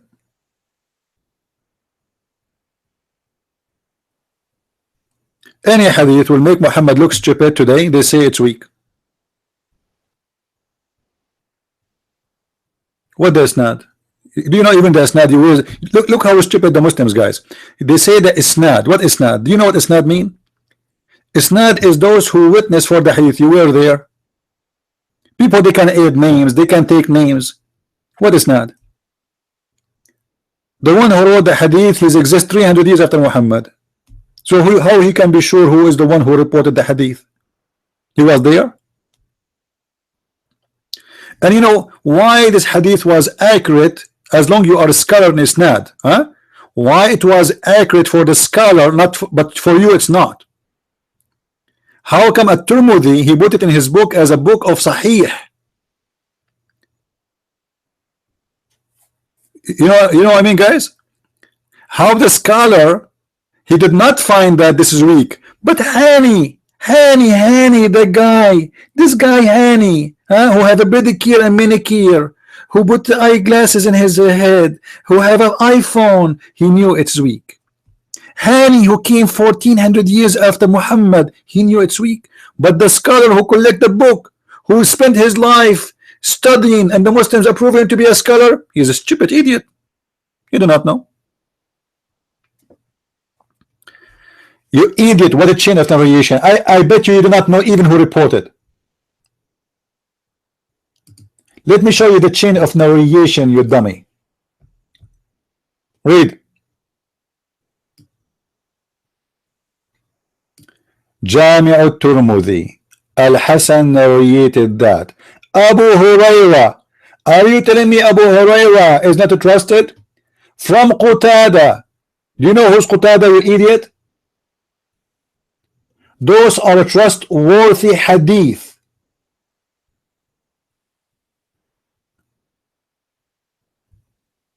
We are talking about Qatada. Look. حدثنا عبد بن حميد وغير واحد and many others. والمعنى واحد, and all of them they did for one meaning. They said, reported by Yunus ibn Muhammad from Shayban from Abd al-Rahman عن قتادة حدثنا الحسن عن أبي هريرة. Abu Huraira is one of the most trustworthy reporter of the hadith. عن قتادة.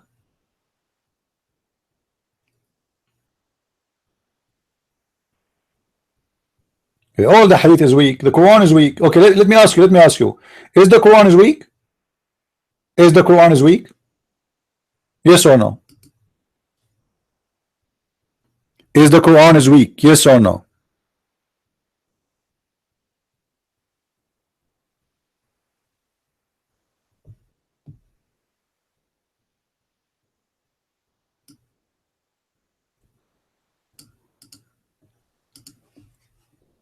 Let me give you some spanking.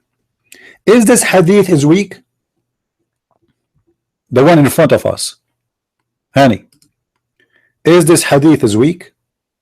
Allah above the water and underneath there is air and above there is air. Is that hadith is weak?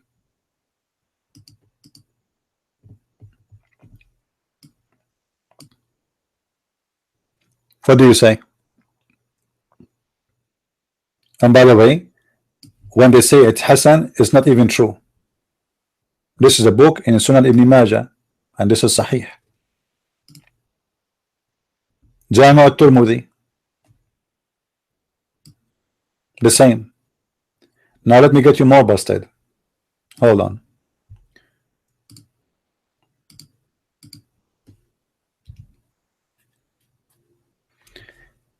Sunan Abi Dawood.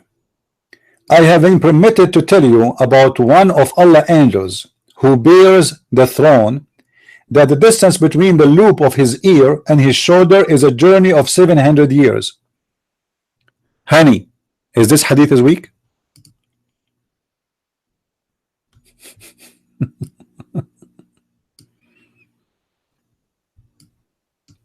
Is it weak?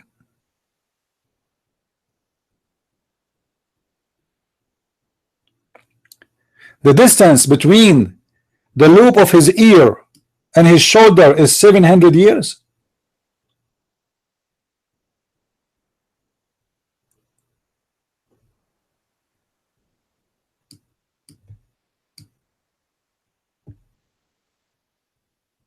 So how he say that the distance between the two heavens is 500 years if the angel who will carry him, the distance between his shoulder and his lobe of ear is 700 years?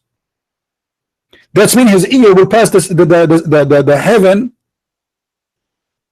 This just his ear, the distance between his shoulder and ear is bigger than the distance between the heavens. So how giant this angel is?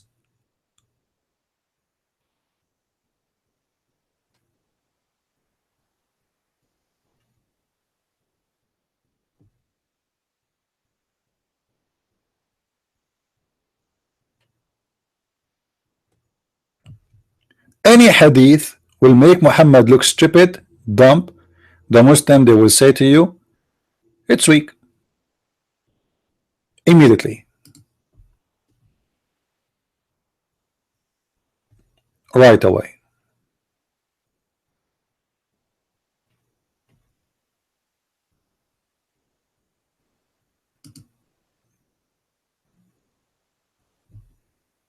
Do we have any Muslim here would like to call me live on air?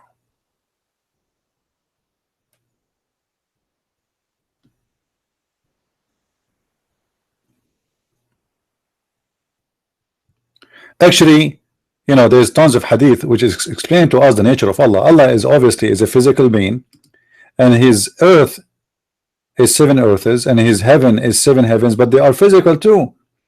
The heaven in Islam is not a space, as you see Muhammad when he said that above him there is air, and underneath of him there is air and water. That's mean every space we talk about, the heaven he's talking about is a physical, which means they are the same as the earth. What it's mean that Allah throne in the heaven above the water?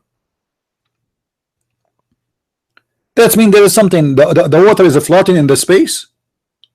It's a water floating in the space with what is underneath the water. Well, Muhammad, he said that the throne of Allah is above the water. Huh? Yeah, let's go there.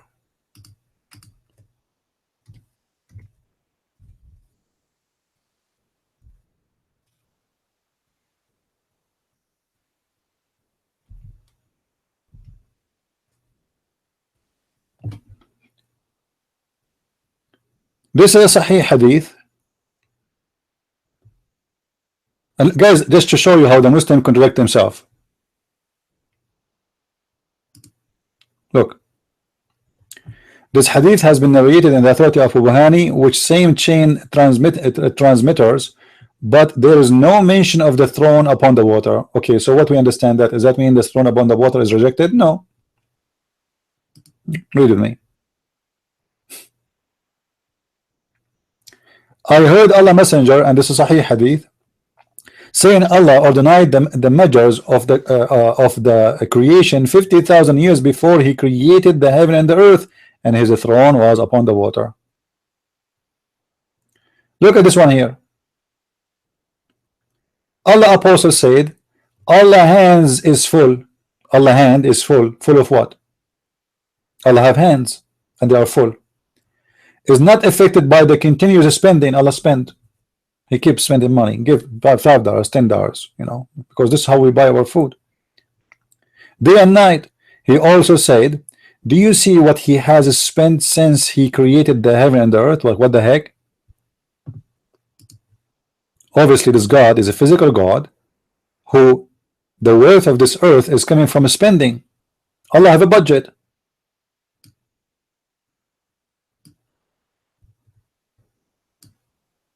When Muhammad will speak about Allah spending, that's mean he is losing money, but he have a lot of it.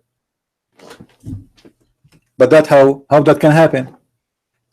Is what we have is a creation or from a storage? What does it mean he spent?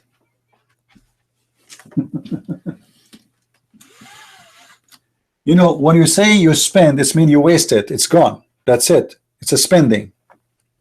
So is the earth is a spending? Did Allah cut from his meat to create the earth?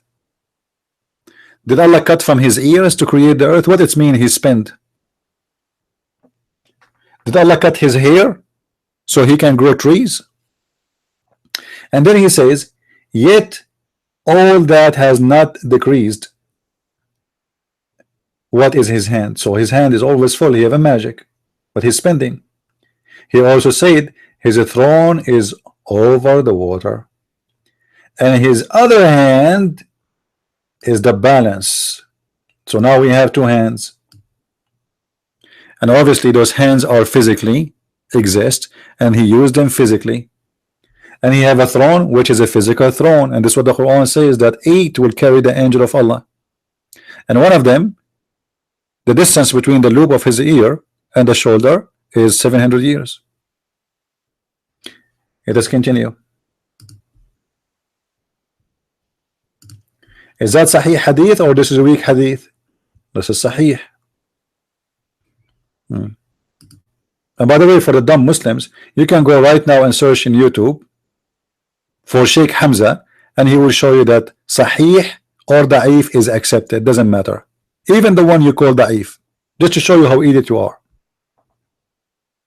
Every one of you can go right now. Okay, let me find it for you. I'm not going to play it in the, you know. Sheikh Hamza.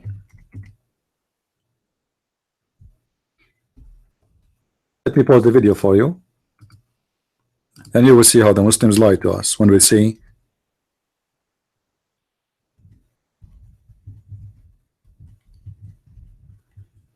Da'if. Here we go.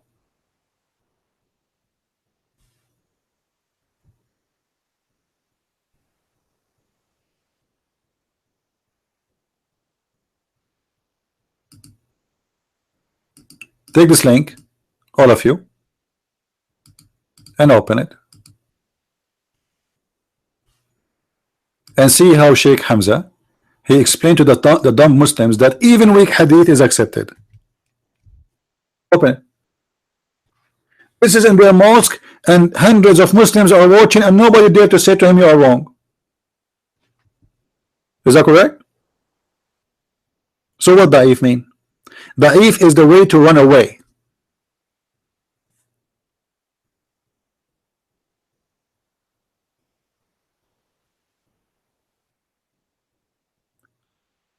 No. You see, when you speak about good manner, let me show you the intelligence you are using. Monkey, listen carefully. Good manner. We are talking about science. This is not about good manner or no manner.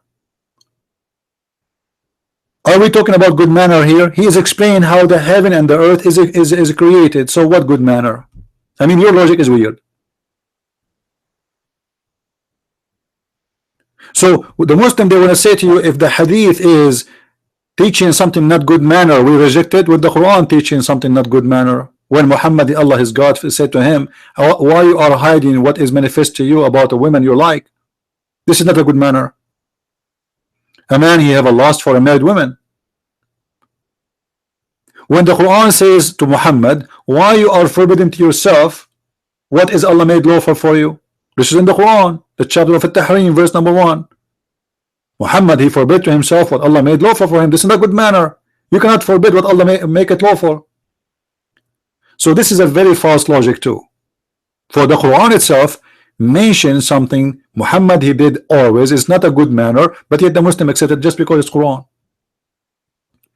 So this is, first of all, it's not about good manner. This is about the creation of God, how he created 7 earth and 7 heaven. Da'if hadith is accepted. And if I quote Sheikh Hamza correctly, he says it pass. It doesn't funk. It pass. But because the Muslims,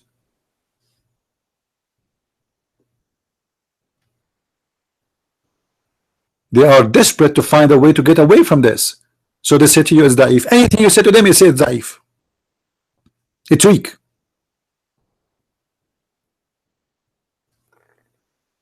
Right?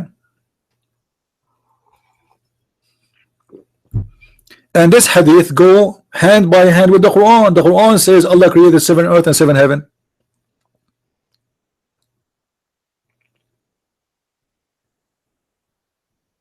No, no, my friend. There is nothing is called bad manner. Who dared to say the Prophet he did something bad manner? That's not true. So the Muslims, after generations and generations, 1400 years after Muhammad, they start filtering. Actually, the filtration happened from the time of Ibn Ishaq, the one who wrote the Sirah and the Hadith in the beginning of Islam. He said, anything I found that is not fit with the Prophet, I delete it. So obviously there's thousands and thousands of Hadith is gone. They filter from the first day. The one who started collecting the Hadith, he started filtering. He did not wrote for us. The Hadith he wrote is not the one after before filtering. It's after filtering. Those Hadith we are reading, they are exist in the book of called authentic. If we search right now, if we search, how many authentic Hadith book there is? Question in Google. All right, question in Google. I'm not going to read for you from a Christian website. This is a Muslim website. Halal Plaza. You see it? .com. halalplaza.com. الصحاح الستة, the 6 authentic books. What are they? صحيح البخاري, صحيح مسلم, النسائي, ابن داود, الترمذي, ابن ماجه. They are, what is their names? Sahih, the 6 authentic hadith. So how they are authentic, but yet they are da'if, full of errors? But because they are full of shame. The Muslim may never complain about those hadith until now. For the last 1400 years, those books of authentic hadith. But now Abdul, who became a smarter, he went to school, he went to university, and he's a prophet saying stupid, dumb things. So what we do? How we can get away with it?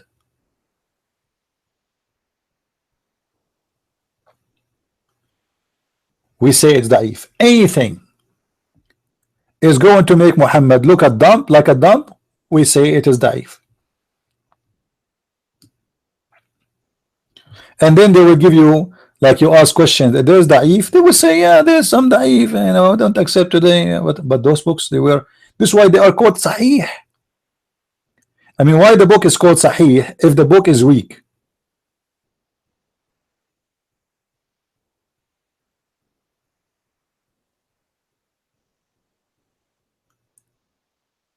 Even in the book of Sahih Muslim and Al-Bukhari, which is the name of the book is Sahih, they start saying there's a weak hadith there, because this is the only way to get away with the madness of Muhammad and stupidity. Before, people do not notice that this is stupid, and people, they will laugh at us. So hadith today became a problem for Muslims. So what about the Quran? Well, we can get Muhammad busted from the Quran. You will see, actually, already I witnessed many Muslims who debated me. They said to me the Quran is weak too. Already they are denying the Quran.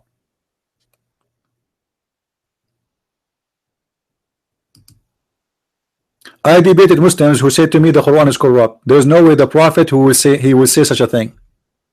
There's no way Allah will make such a mistake.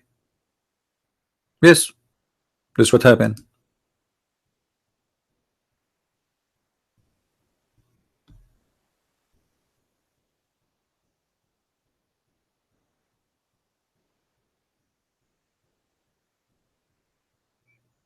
See, this is an article about the Sahih books.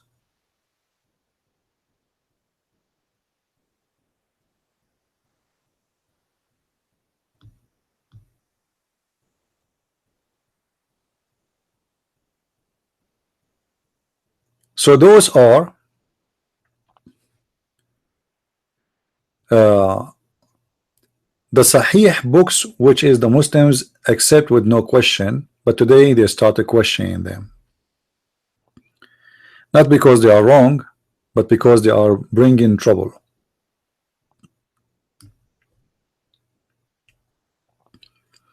because this religion cannot stand the questioning and cannot stand you know, investigation. You know, if this is happening in the time of Uthman, Uthman will burn them all.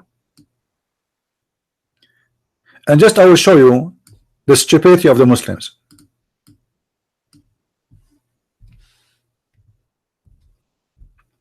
When I say the stupidity, I mean it.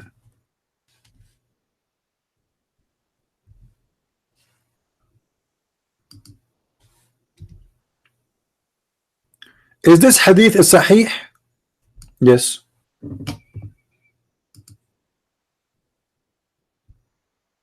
This is sahih Muslim.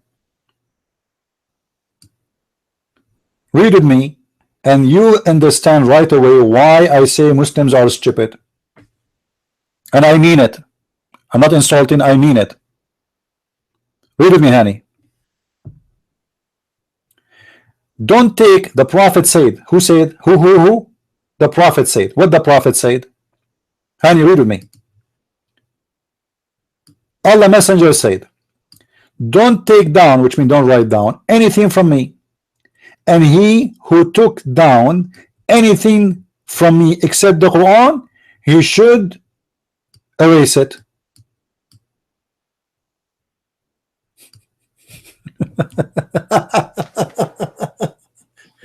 Do you understand why I say Muslims are stupid? They are reporting in the hadith, which is Sahih hadith, that the Prophet said, don't write down what I say, only write down the Quran. And they wrote down there that he just told you don't do that.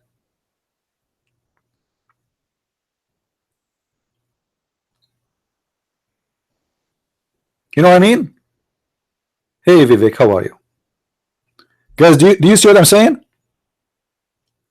If they're a prophet just told them, don't write my hadith. So why you are writing the hadith? When you write this alone, when you write it, you just commit a crime. He just told you don't do that. And this is why I say the Muslims are dumb stupid. That your prophet just order you not to write the hadith. So what do? You start writing, the Prophet said don't write the hadith, but you just did.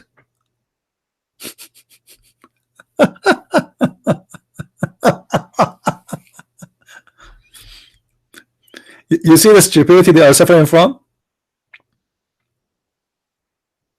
It's like somebody saying to you, don't eat shish kebab, and then you start eating shish kebab, and the Prophet he said don't do this, and you start eating.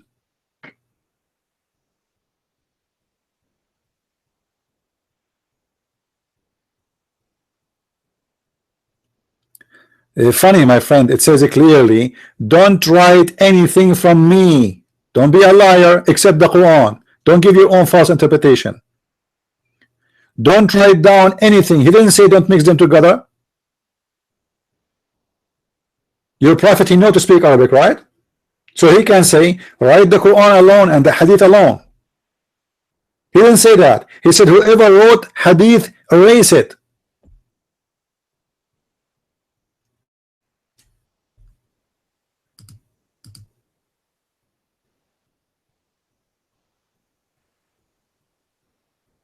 Whoever wrote the hadith, erase it.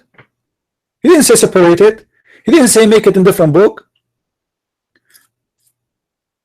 The Muslims, they are the worst people to defend Muhammad. Actually, I believe Muslims, they are anti-Muhammad, because when they defend him, they make him look much more stupid.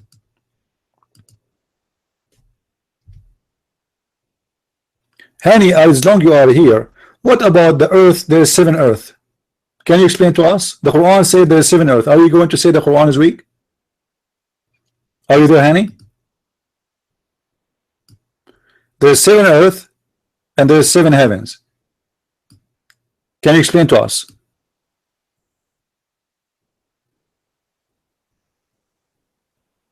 Hani, I'm waiting for you to explain. There is 7 earth and there is 7 heavens. What does that mean?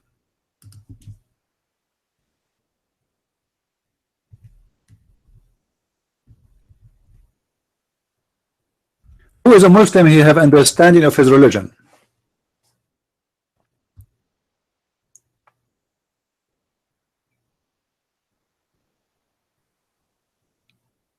Any Muslim?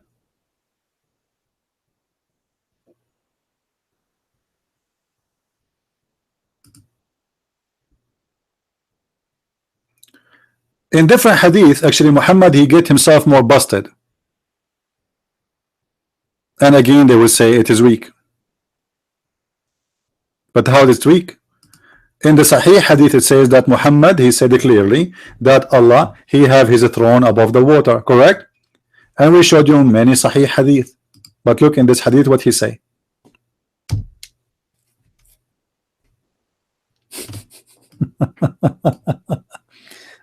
All right.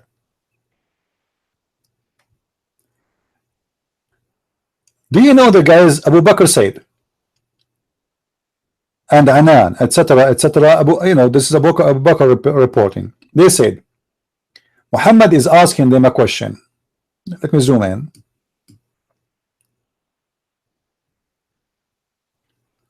A cloud was walking by or going by. So he said to them, do you know what is that? They said, we do not know. He said, this is al-muzan, rainy cloud. Muhammad, he claimed knowledge. They said, and muzan, he said, and anan, cloud. Abu Bakr said, they said, and anan. He said, how much the distance do you think between you and the heavens?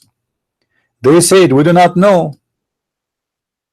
He said, between you and this, and it is 71 or 72 or 73 years. Look how the number changed. The hadith before it, it was what? 500 years. Now it's 71, 72, 73. And then he says, and there is similar distance between it and the heaven above it, until he counted 7 heavens. And then above the 7 heavens there is a sea.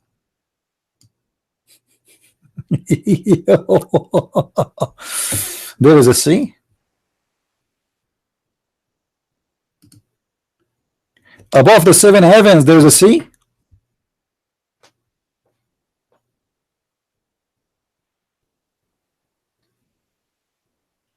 Muslims, above the 7 heavens there is a sea.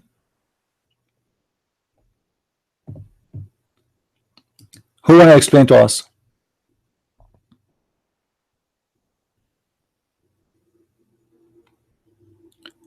Sad word. We're sad for you, my friend. Let me tell you. Let me ask you a question, which you, as a smart Muslim, you have no answer for it. If this is a weak is rejected, why you write it down? Why it's in the book? Why you Muslims have it? If as long as it's a lie. When you say it's a weak, do you mean it's a lie, or you mean it's okay? Give me the answer, honey. When you say the hadith is weak, does it mean it's a lie? You don't accept, right? Okay, this is a lie. You accept the hadith it's weak, and this is your Hamza explaining that the weak hadith is accepted. The weak hadith is accepted. Here we go. This is the link. You are a liar. Everybody open the link and hear the Sheikh of the Muslims explaining to them that weak hadith is accepted and it's fine, it pass. It doesn't funk. And you are a liar. You are a liar. You are officially a liar. Da'if hadith, Sahih hadith is accepted, and this is book which is Sahih. This, when the Muslim they write in the website Da'if, it doesn't say in the Sunan Ibn Majah Da'if. It doesn't say that.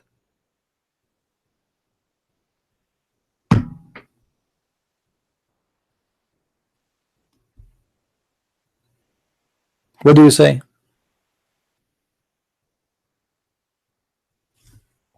Okay. It does get you more busted. If I show you the same story from a Sahih hadith, do you accept it, honey?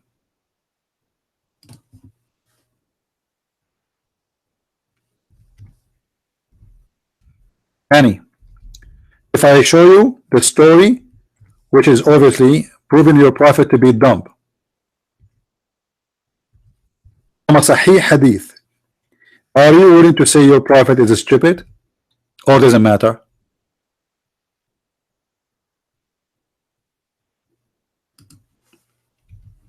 What do you say, my friend?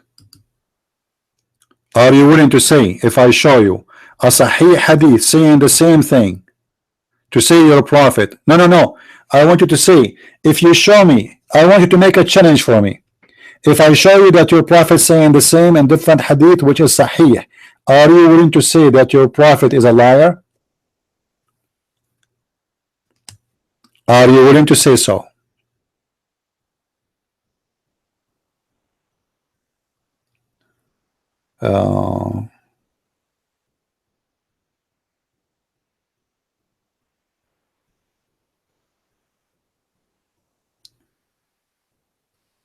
You will not say, right? You don't accept the challenge? Are you afraid? Well, okay, so why you are rejecting the hadith then? So you accept the hadith then? You accept that you're a prophet saying there's 7 earth and 7 heaven, and the Quran saying that too, and the earth is underneath of us. There's 7 earth underneath of us. So why you are saying this is weak and this is strong and this is hot and this is cold? What is the point of saying that? Why you are saying such a thing?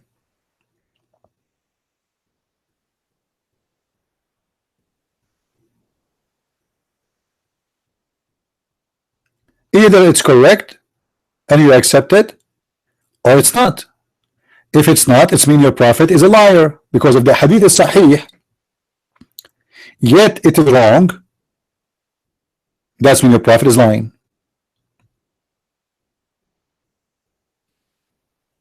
Correct, people? If the hadith is correct, which mean Muhammad, he said the hadith, and then the hadith itself is stupid and saying lies about the creation of the earth, it's mean obviously Muhammad is a liar. This is what I'm saying to you. If I show you a source of the hadith from a sahih authentic book approved by all Muslims, are you willing to say that your prophet is a liar? No, because you are a hypocrite. It doesn't matter what we show you. It doesn't matter if it is sahih or weak. You are in pain and you are scared to say, yeah, I stand for my opinion. If something against what we learned to be true, it's wrong.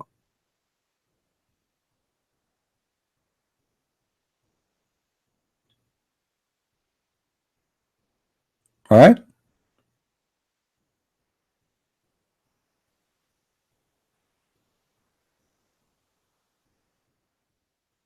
Who is a brave Muslim? He dared to call me.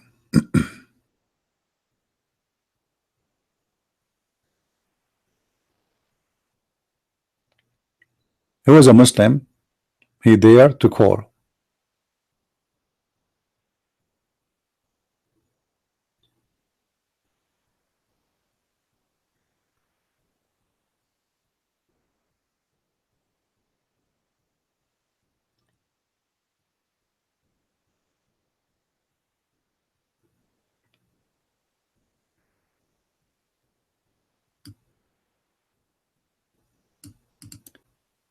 Let me show you that the earth which is underneath of us is the 7 heaven, or the 7 earth, sorry.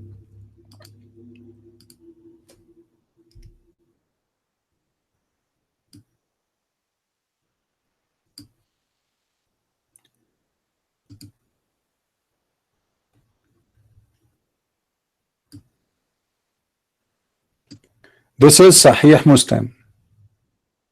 Muhammad is speaking about 7 earth. Let us see something else. We will show you that the earth is down underneath of us. Sahih al-Bukhari, 7 earth. All right. 7 earth. Again. 7 earth. But look here, the problem here is, read with me, guys. And this is Sahih al-Bukhari. This is Sahih. All right, Abdul? The Prophet said, whoever takes a piece of the land of other unjustly, he will sink down the seven earth. Is that weak? So where is the seven earth located? Down. So the other hadith is correct, because your prophet saying that underneath of us there is seven earth.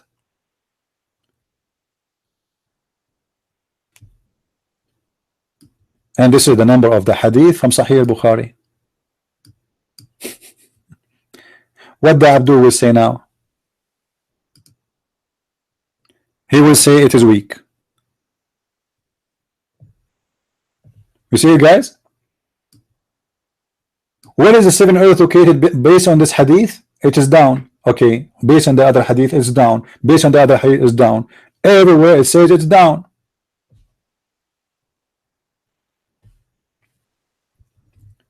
But because the Abdul is in pain and he do not know what to do, how you can accept this now? That under our earth there is seven earth underneath of us. He will sink down. The only way to get away with it to say we don't accept it, but you cannot. It's not up to you. The one is speaking there is your prophet, and this is authentic.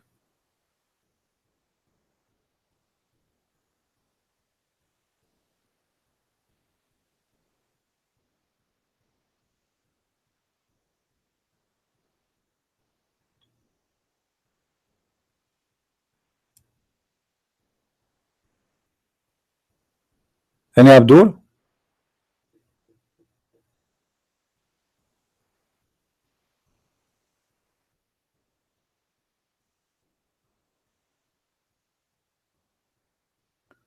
And actually, Muhammad in the Quran, he get himself busted too. If you go in the Quran, you will see that Allah, he will fold the earth and the heaven. How you can fold something is not flat? He will fold it. See, he fold the earth and the heaven, and the earth is seven earth.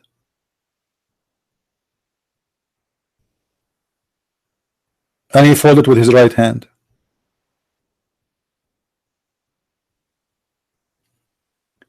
And based on the Quran, the earth and the heaven used to be one piece, and we separate them. How we can do that?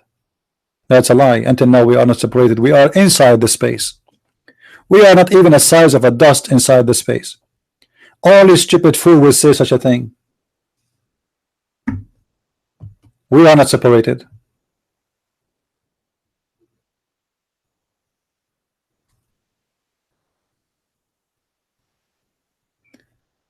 Do we have any brave Muslim? He have the courage to give me a call.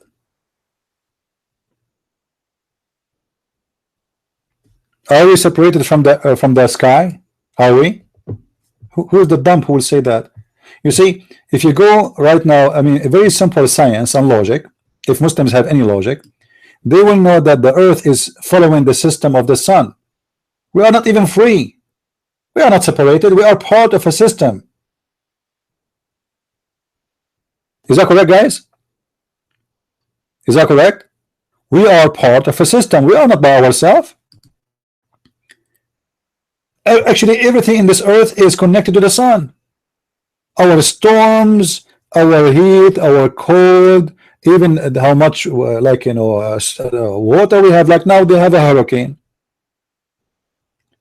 Two weeks ago or 3 weeks ago they have a very crazy heat in Europe. Why? Because there was explosion in the sun. How Muhammad explained the heat? When we have a hot weather,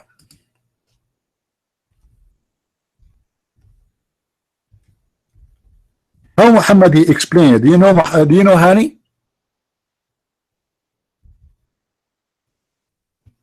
Do you know? Muhammad he said, when we have a hot weather, this is coming from Jahannam, from hell. Is that a Sahih hadith or it's a weak hadith? Let us find out.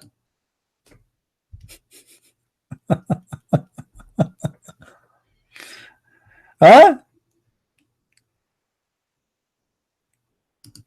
Is that a Sahih hadith or this is a weak hadith? It is a Sahih hadith.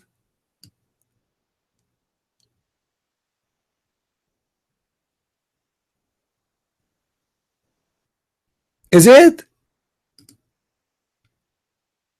So your smart prophet explain to us why we have a hot water simply because the hell is breathing.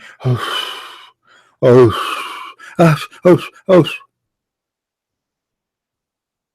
What do you mean single thing literally? It is literally. Give me the explanation. Are you a kid or what? You take it, guys, you take it literally. Give it to me different way.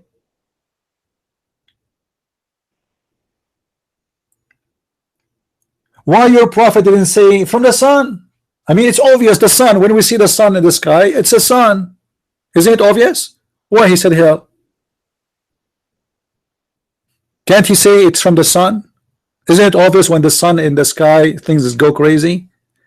Isn't it obvious that the sun burn us?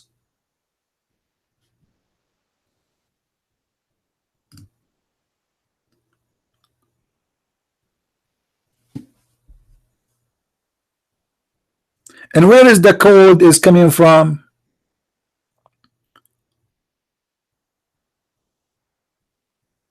It's from heaven.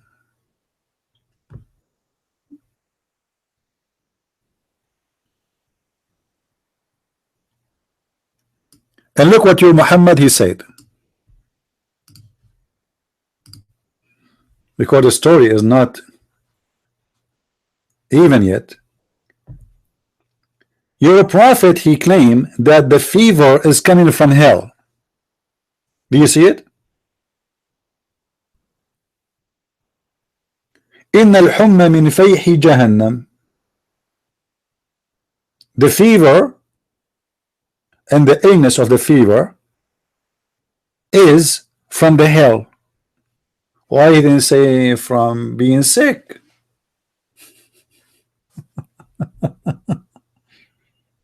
Huh? Look here with Muhammad, he make it more clear. The heat in general is from hellfire. The hellfire is breathing. Here is speaking about what? Is speaking about illness. The vehement ragging of the heat of the hell.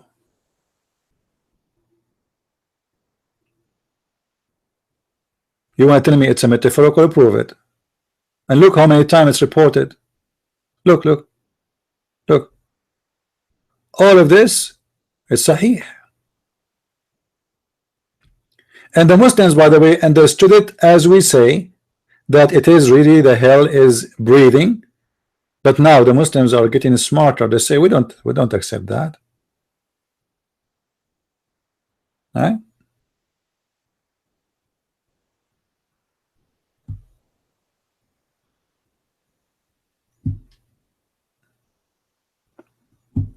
You see? All of this. What else? Where is the cold is coming from?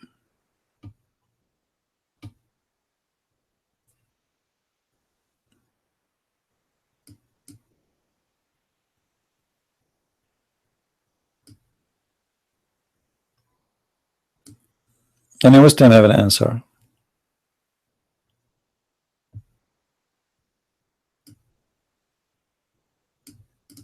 Let me show you how Muhammad explained the code.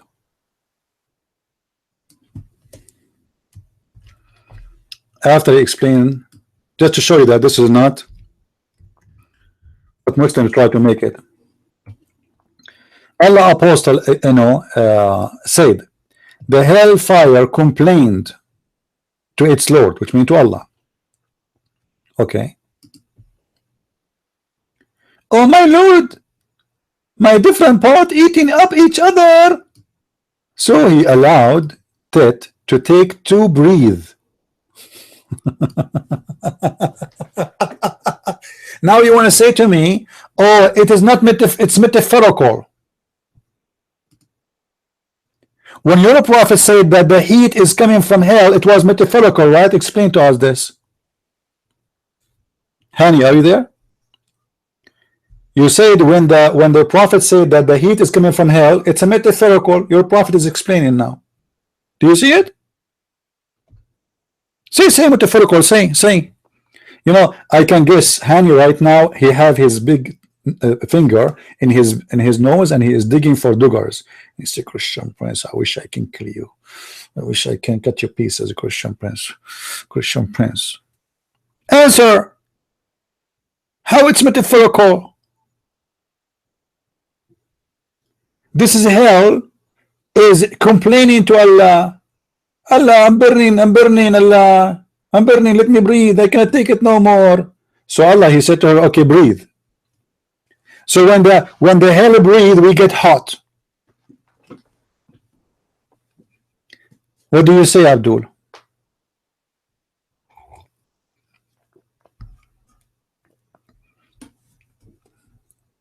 Are you searching Google?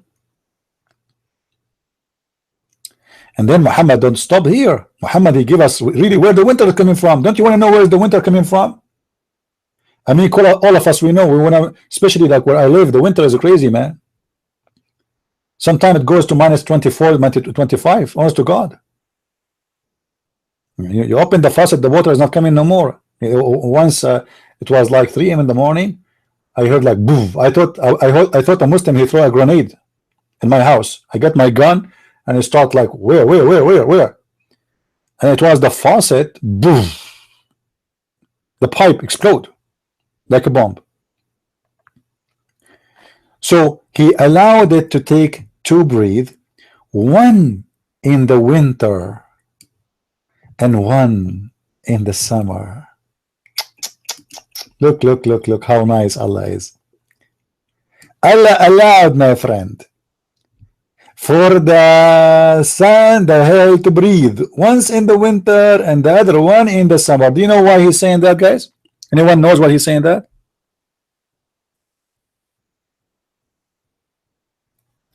In Saudi Arabia, in the winter time, sometimes it gets hot too. So Muhammad will explain why it gets hot sometime in Saudi Arabia, even in winter time. Obviously, the hell is breathing.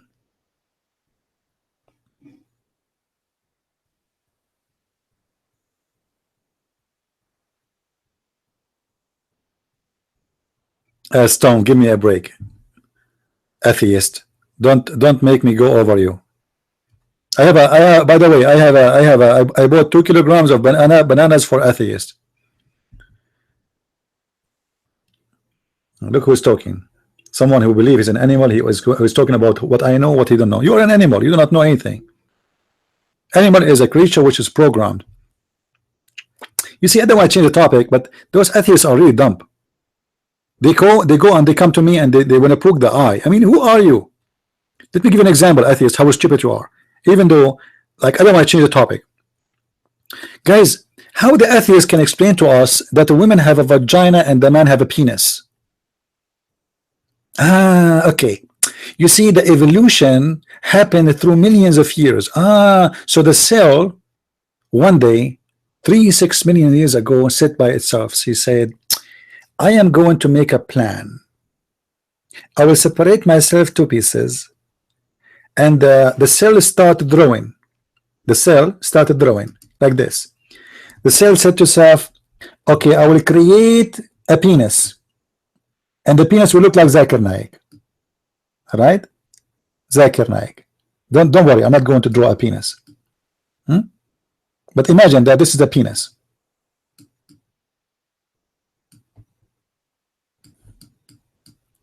And I'm going to create a vagina. And the vagina fit for this penis. And that took it 6 billion years. I mean, how dumb, you idiot, you to believe in that. How a cell is super intelligent to design a private part which fit perfectly with the private part of the women, which function with many things together. Blood, pumping blood, heart beating faster to pump the blood, the muscle of the, excuse me guys, this is science, we are not speaking dirty. The muscles of the private part of the man is getting stronger, the woman, she is getting wet, etc. This is all is designed by the cell 6,600,000,000 years ago. That's amazing. And the stupid science of the atheist says that evolution happened because of a need. Oh, the cell is already pre-producing. Why need? There's no need. Who need the gender? If we used to be one cell, just one. Huh? Just one. And the cell was able to survive and make it two. And the two, they were able to make it a three. And they make it four. And they make it six. So what the point of the gender? There's no need for gender. And then no need for sex.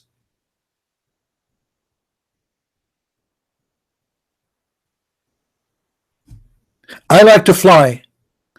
Can I draw myself a map so after 6 million years I will fly? I want to fly. I don't want to buy a drone to make a video. I want to fly myself, hold the camera in my hand. Stupid, dumb idiot, like Muslims. You are the same. Dumb, crazy. Go drink camel urine. Bunch of idiots. So do we have any Muslim here?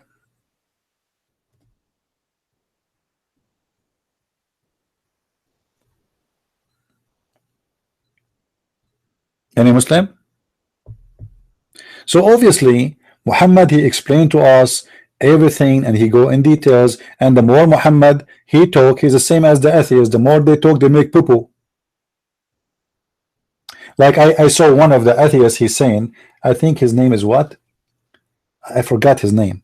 He said the Christians believe in a human sacrifice. Is that moral? You Christians speak about morality, huh? Is that moral? Hey Christians, do you believe in a human sacrifice? We don't. Who is the stupid who told you that? Dumb, stupid, ignorant, crazy, and a bunch of filthy liars. Not even one Christian believe in a human sacrifice. Do you know what a human sacrifice mean, you idiot?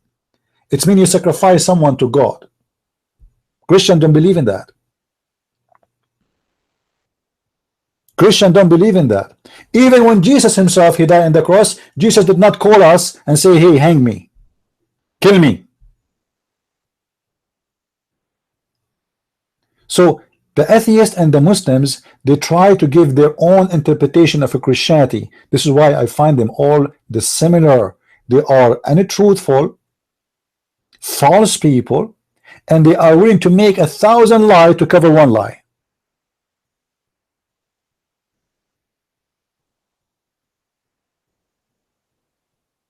All right. Anyway, we go back to our topic. Storm, I don't like stupid talk here. Here I have a topic, and the topic is about Islam. You don't like it, you can leave. Or call me. You want to call me Storm? Why you don't call me?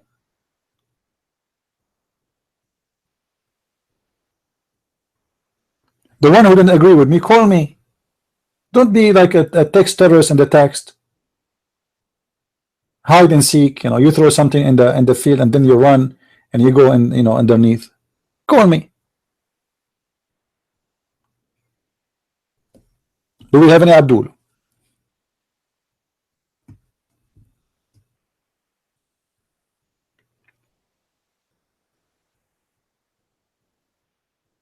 Anyone?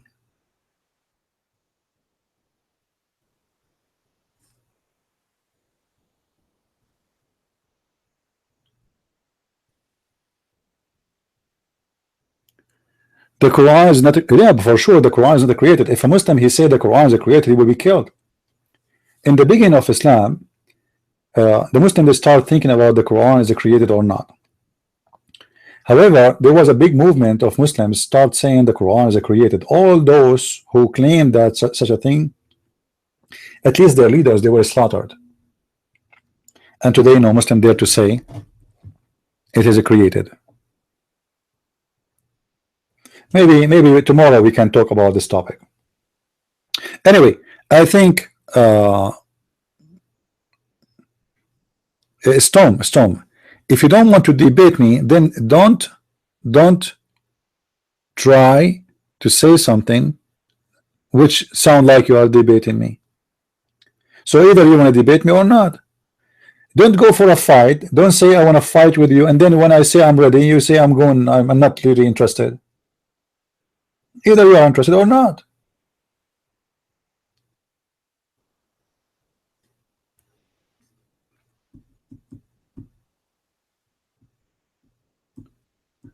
Your Bible, in your sense, nobody gets hurt. Who's talking about getting hurt now? Look at this stupid idiot. We were talking about evolution. Now he's talking about getting hurt. My Bible will hurt you badly, and actually you aren't hurt until now.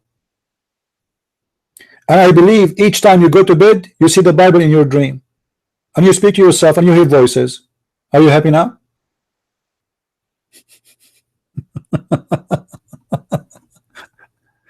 Because if the Bible is not hurting you, you will not be attacking the Bible right now.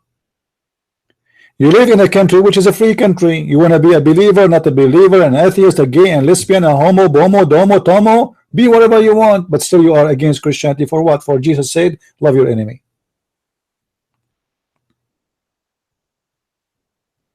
You have to prove it. How you say I'm false without debating me? That's mean you're a cat. You're a meow. Meow. Okay, keep saying meow. Who care? May the moon God bless you.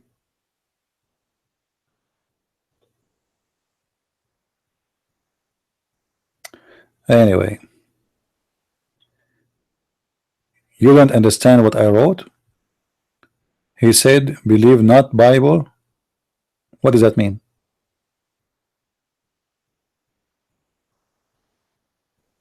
Believe not Bible.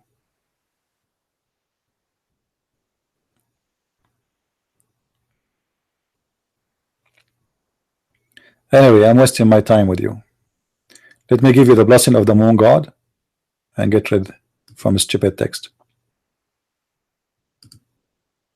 Next time send me your dad, okay? Kids are not allowed here. If you don't have the courage to stand up for a point or a belief you believe in, then shut up and go. Otherwise, I swear by Allah, the most merciful, I will call Allah right now, and He will allow the hellfire to breathe in the direction of your house, and you can imagine what happened. Or I might call the lizard which tried to kill Abraham, and he sent him to your house. And let us see if the insurance can do anything about it. The lizard will stand in the front of your house from a distance of 1 meter, 100 meter, and he blew wind with fire.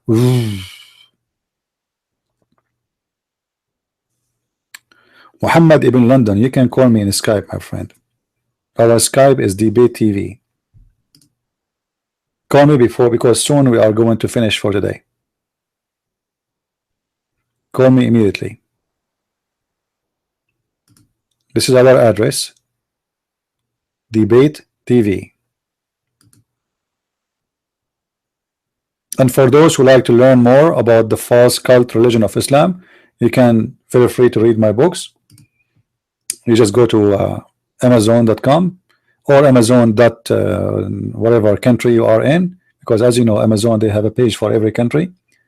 And I advise you, actually, if you want to buy my books, buy them from your country Amazon, because right away they will grant you mostly the free shipping, you know. So if you are in France, you get my French book in Amazon France. If you are a German, get it from the German website, etc. And don't forget to subscribe if you like what we do. And if you like what we do, if you like to invite me to your church or to your organization to do a seminar live on the stage, feel free. And we do it for free. You know what for free mean? Totally for free. I go to your town, to your church there, and I take no money. How better can be more than this? For me, this is a mission. So invite me, and you will not be sorry. If you like, if you don't like, it's okay. For me, I have thousands of people watching my videos anyway, and they are learning. Amber, you can contact me in you see the link is showing down, batterion.com, or you can contact me in Facebook. I don't give emails for security, you know, but because imagine if I post my before, I used to have an email for Muslims to send me, and they start sending me all kind of crazy things. But if you want to contact me, you can simply I have, this is my Facebook page. Let us see, take off the subscribe so you can read it.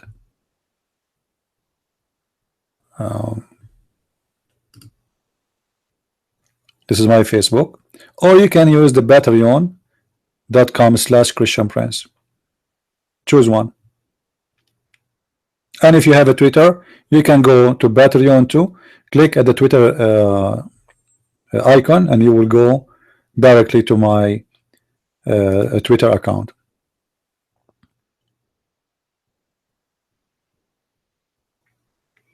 You're welcome, Nancy, and welcome everybody. And I really am so glad I met many good people here, and you know, it's really my happiness. You don't know how much happy I feel when I see someone is leaving Islam, and you do not know how many people left Islam.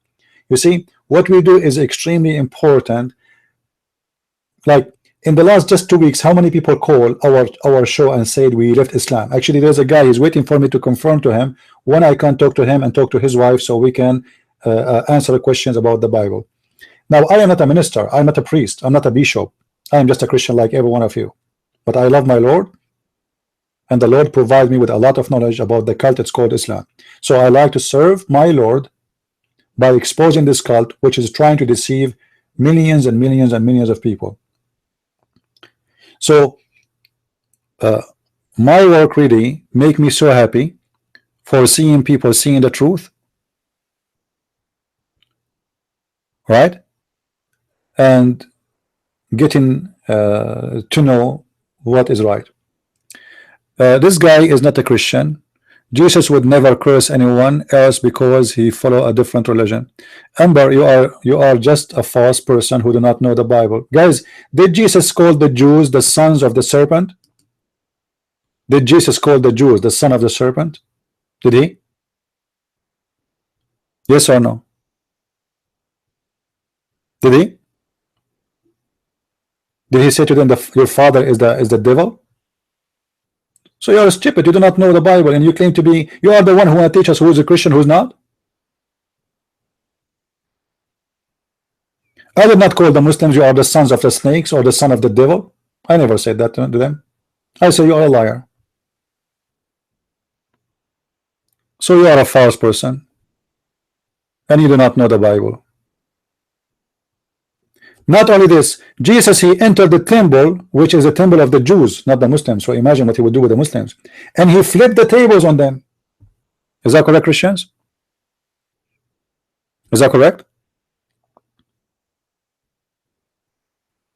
Did he flip tables?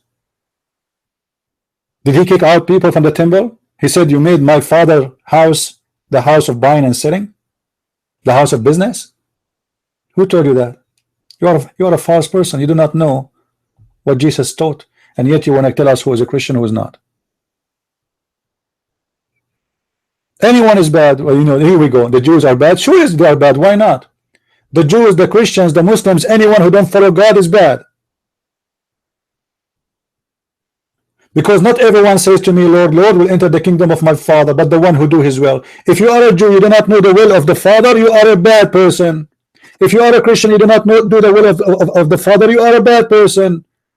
As simple as that. Lul, are you saying the Jews are bad? Yes, I believe.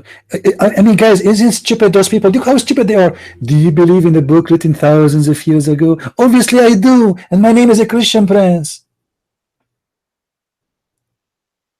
Do you see how stupid you are? Even your question is not legitimate, it's not even mature.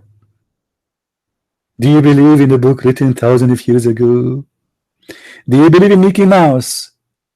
Do you believe in Harry Potter? It's a new movie. Do you believe in it? It's a new, it's not old. Stupid.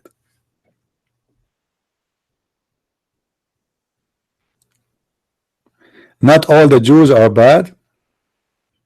Well, Amber, you are being stupid again. We didn't say all the Jews are bad. We said whoever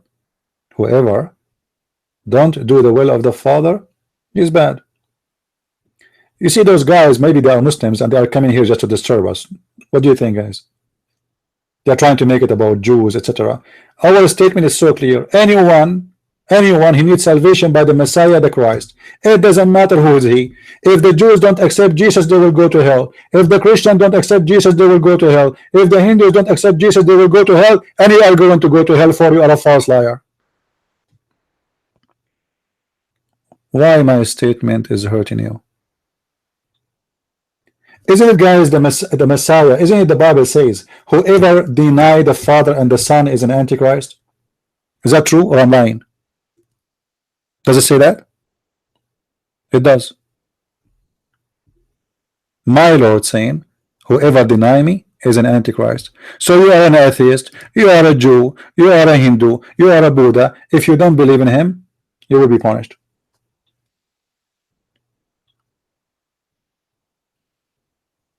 Get out of here. We are done with you.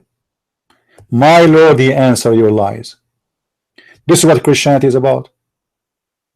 Either you are with me or against me. Me who? God. Against me who? God. So either you are with the Christ or you are not with him. There's no so. Doesn't matter if you are a Jew. So what if you are a Jew? Is that give you a license to be against God? Read the Old Testament, you will see the Jews, how many times they've been punished by God for not being with God. And that's the case not only for the Jews. This is what goes for everybody, for us as a Christians. When you go against God, you will be punished. Can you prove that Jesus exists? Sure, I can prove it. But just to be sure, Judies, that you are not a drunk. What is the date today, Judies? Can you tell me? Just to be sure you are not drunk, drinking too much beer, or taking hashish, or hashish, heroin. What is the date today, Judy? Judy Sue. What is the date today? Can you tell me? Well, obviously you are taking drugs, so I'm not going to answer you if you do not know even the date. Do you know the date, Judy? Are you there, Judy? Do you know the date? Thank you very much. You just said, prove to me that Jesus exists, and you stupid, you just prove it.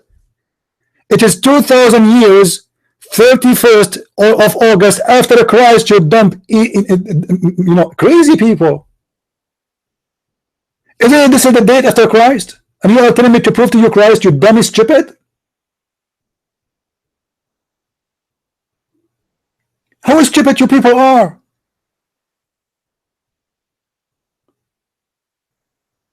You don't believe in Jesus, and then you give me the date, which is the date of Jesus.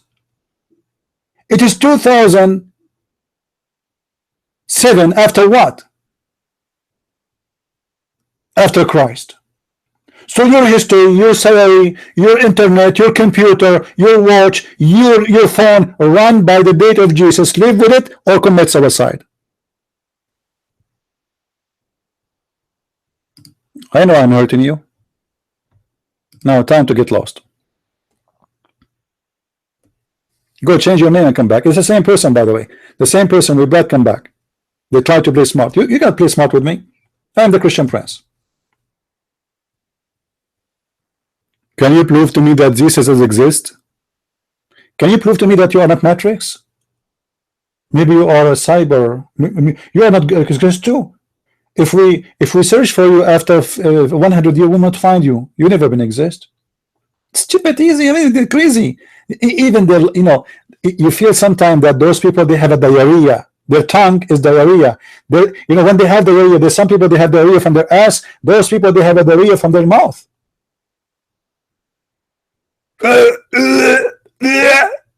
An atheist is talking. He's vomiting. He's not talking. You smell disgusting, by the way. Go watch Dr. Phil and Oprah. Why you don't show proof of the Bible is the word of God? Who said I'm not showing a proof? I am here to do that. Why you don't call me you coward?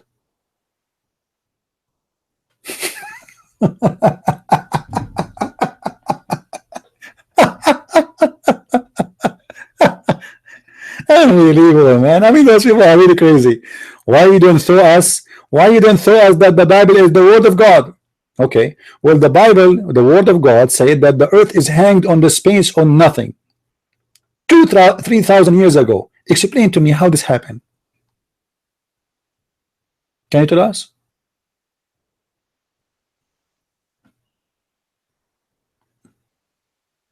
I don't need to prove to you. You know, you believe or not, go to hell. Don't believe, go to hell. Who said I need to prove to you? Who are you? You want to debate me, call me. But I'm not here to prove to anyone. I'm here to spank people who they say lies about us. I'm not going to debate you. If you call me, I will spank you. Just do it.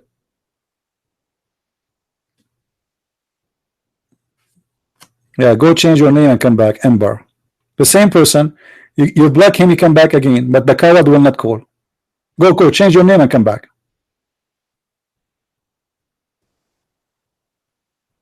Change your name, come back with your name. This is scammer. He have like 100 account in Google. Anyway, guys, I think we have enough for today. Did we have a good time? Did we have a good time? No, I have no problem to preach Christianity. Why not? I love my Lord, I love my Messiah, but I concentrate in one topic, which is Islam, because this is my mission. However, I love to talk about the Bible. I love to talk about the Messiah, my Lord, my Savior. I never put down someone. He asked me a question about the Bible, correct? But yet I don't claim to be a scholar in the Bible. I don't speak Aramaic and Hebrew, etc. Because I believe to be a scholar in the Bible, you have to speak languages the same as I say about the Quran. In order to be a scholar in a religion, you need to speak the language of the religion. Because always when you read a translation, you miss a lot. So we are here, even though I never claim to be a scholar, but I am here, and I always answer those who ask me questions about the Bible. I don't claim to have a great knowledge of the Bible, like I'm not a bishop or etc. But I believe that always the Lord, He provide me with knowledge. When it's come to the Bible, He provide me with answers.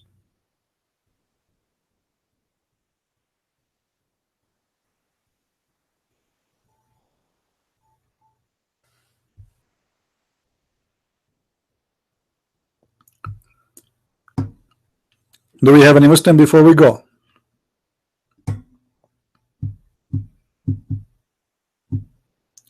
My friend, we as a Christians, as a believers, we get our strength from our faith, and this is why we exist until now. You see, when the Roman used to feed us to beast, Christianity was so strong, so strong.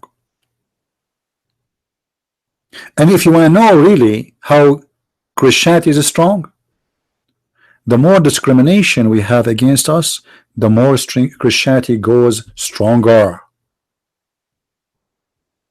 And this is the truth. This is why you see those Christians who are under discrimination, they are wonderful Christians, far beyond those who they have no discrimination. Go and see any Christian in Pakistan, you will see how wonderful they are. I love them. Poor. You know what poor? Poor. Because they don't give them good jobs, they discriminate them, they don't even let them go to school easy. They have very hard, tough life just because they are Christians. But they are wonderful people, and yet they will not leave Christianity for better life, money, job, etc. Christianity is not something you can fight, because we are not terrorists who will kill you, but we will win. Muslims, because they are empty, their brain is empty, their belly is empty, and they have nothing there except their penis. All their religion is about the penis, how to go to heaven and have those women to have sex with them. Our heaven is different, our vision is different, and the way we look at you, even as a stupid person who insult my Lord, is different. We don't hate you yet, and we will never. And that will make you weak, and that make us strong. Your hate is killing you. Our love is protecting us. And our Lord, after 2,000 years, the dump who said to me, do you believe in a book written 2,000 years? After 2,000 years after Christ, I challenged the United Nations to come to the point to say love your enemy. Can you? Nobody can do that. Who is the king who wanna practice love your enemy? Who is the kingdom? When the United Nations, when the Human Rights Council, they will say love your enemy. They will never do that.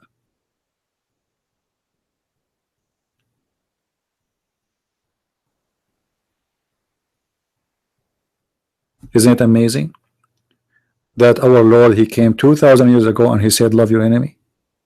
How amazing that is. How beautiful. He didn't say go commit suicide bombing, drive your car over them. Pray, plus those who curse you. You know, sometimes we are, as a human, we get angry, we shout, we etc. Because sometimes they make you frustrated by their stupid questions. But the fact, my Lord and Messiah, he ordered me to love my enemies.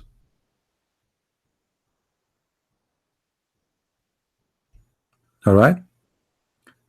So I want to say to you, all of you, atheists, Hindus, Buddhas, Christians, Jews, Muslims, it doesn't matter who you are.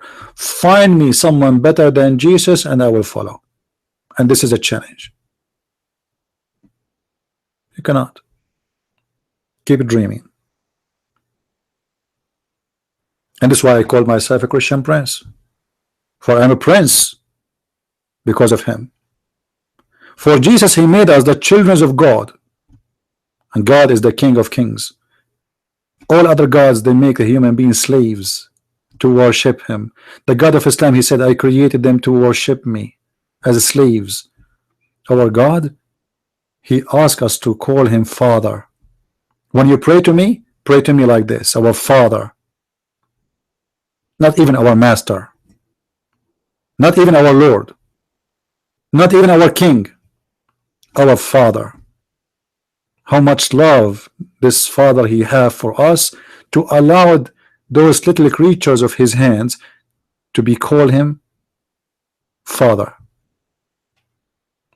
That is an amazing Lord.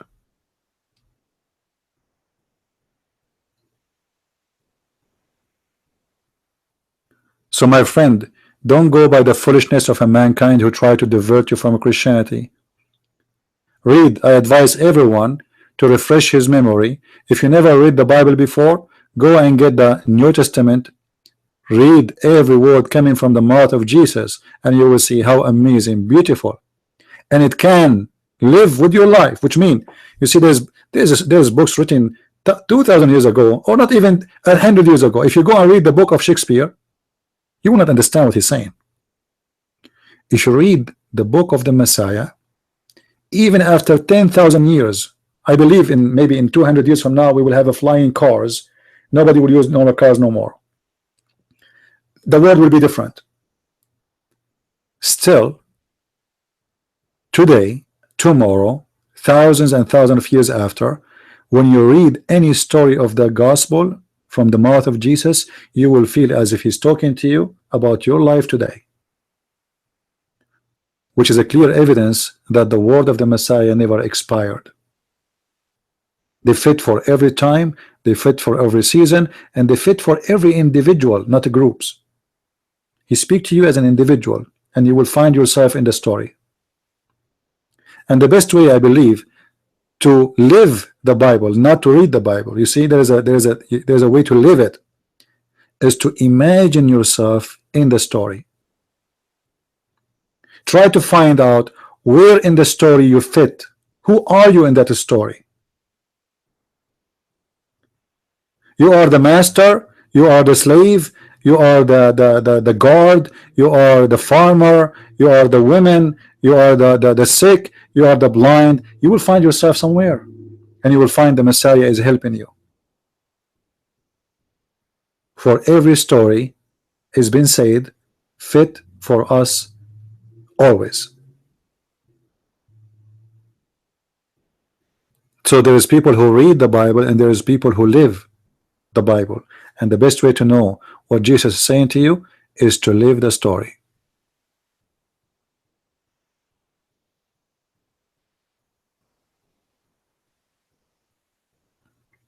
Right?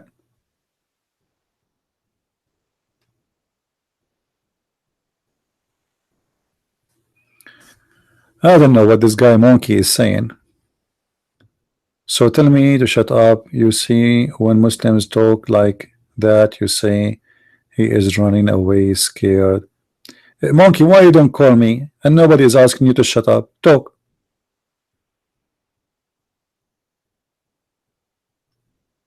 Do you want to call me Monkey? Yeah, we are better than immoral. You know, the Buddhism, they are the one who created martial art. You heard of them? Don't you know what martial art is? How a priest, he teach you how to cut a head of a human being by the sword. Obviously, you never heard of Buddhism. You do not know what Buddhism is. Do you know how many people they killed in Buddhism? Have you ever heard of the samurai? Obviously, you have no idea what Buddhism is.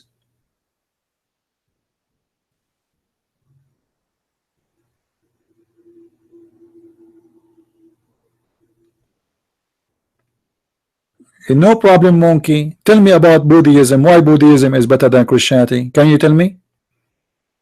Why? Did Jesus says, let me teach you how to use a sword so you can cut the head of somebody? The Buddhas, they have schools just to teach the art of killing.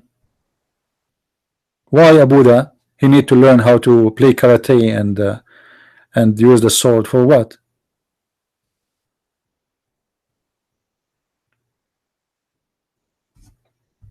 Where is Buddha? Where Buddha he said love your enemy? Can you show me?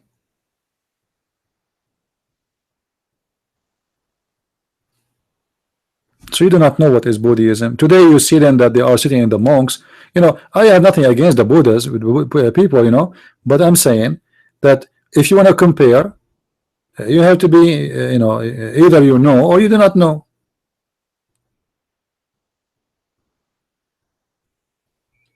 Obviously, you do not know what Buddhas mean, guys. It was not Buddhas; it was Confucius. So who is the what is the connection between them? Do you know? Obviously, you do not know. All those religions are one religion in the end. Even the Hindus, they are connected to the Buddhas. But obviously, you do not know what they are talking about.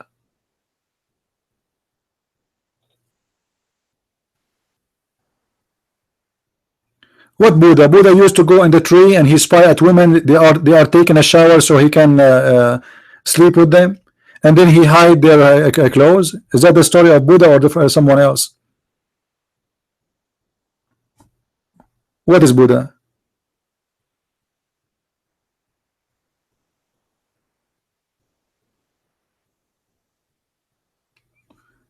No, Jesus never been in India. However, Jesus is everywhere. He said, every two of you mention my name, I will be the third.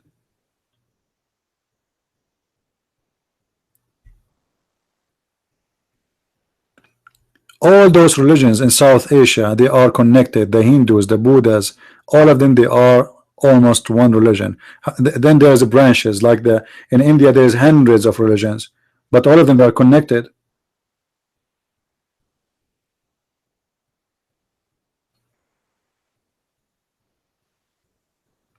Anyway, I want to say, guys, thank you for being here, and I hope tomorrow we will be here.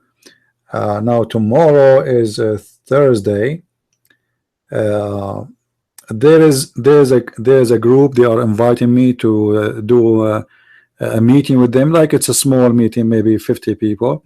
So if tomorrow I will confirm to you if I will be here in a Friday or not. if those people confirm, because they meet a Friday afternoon. So if a Friday they confirm, if they confirm to me maybe today or by tomorrow that we will have the meeting on Friday, then I will not be able to do podcast on Friday. However, I will confirm that to you by tomorrow. Until I see you again, I say may the Lord bless you all, and may the Lord open the eyes of everyone. And I hope that's what we say is not hurting the feeling of many. However, if we hurt your feeling, live with it.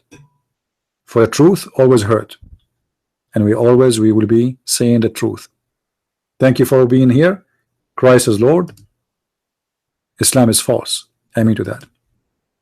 See you tomorrow.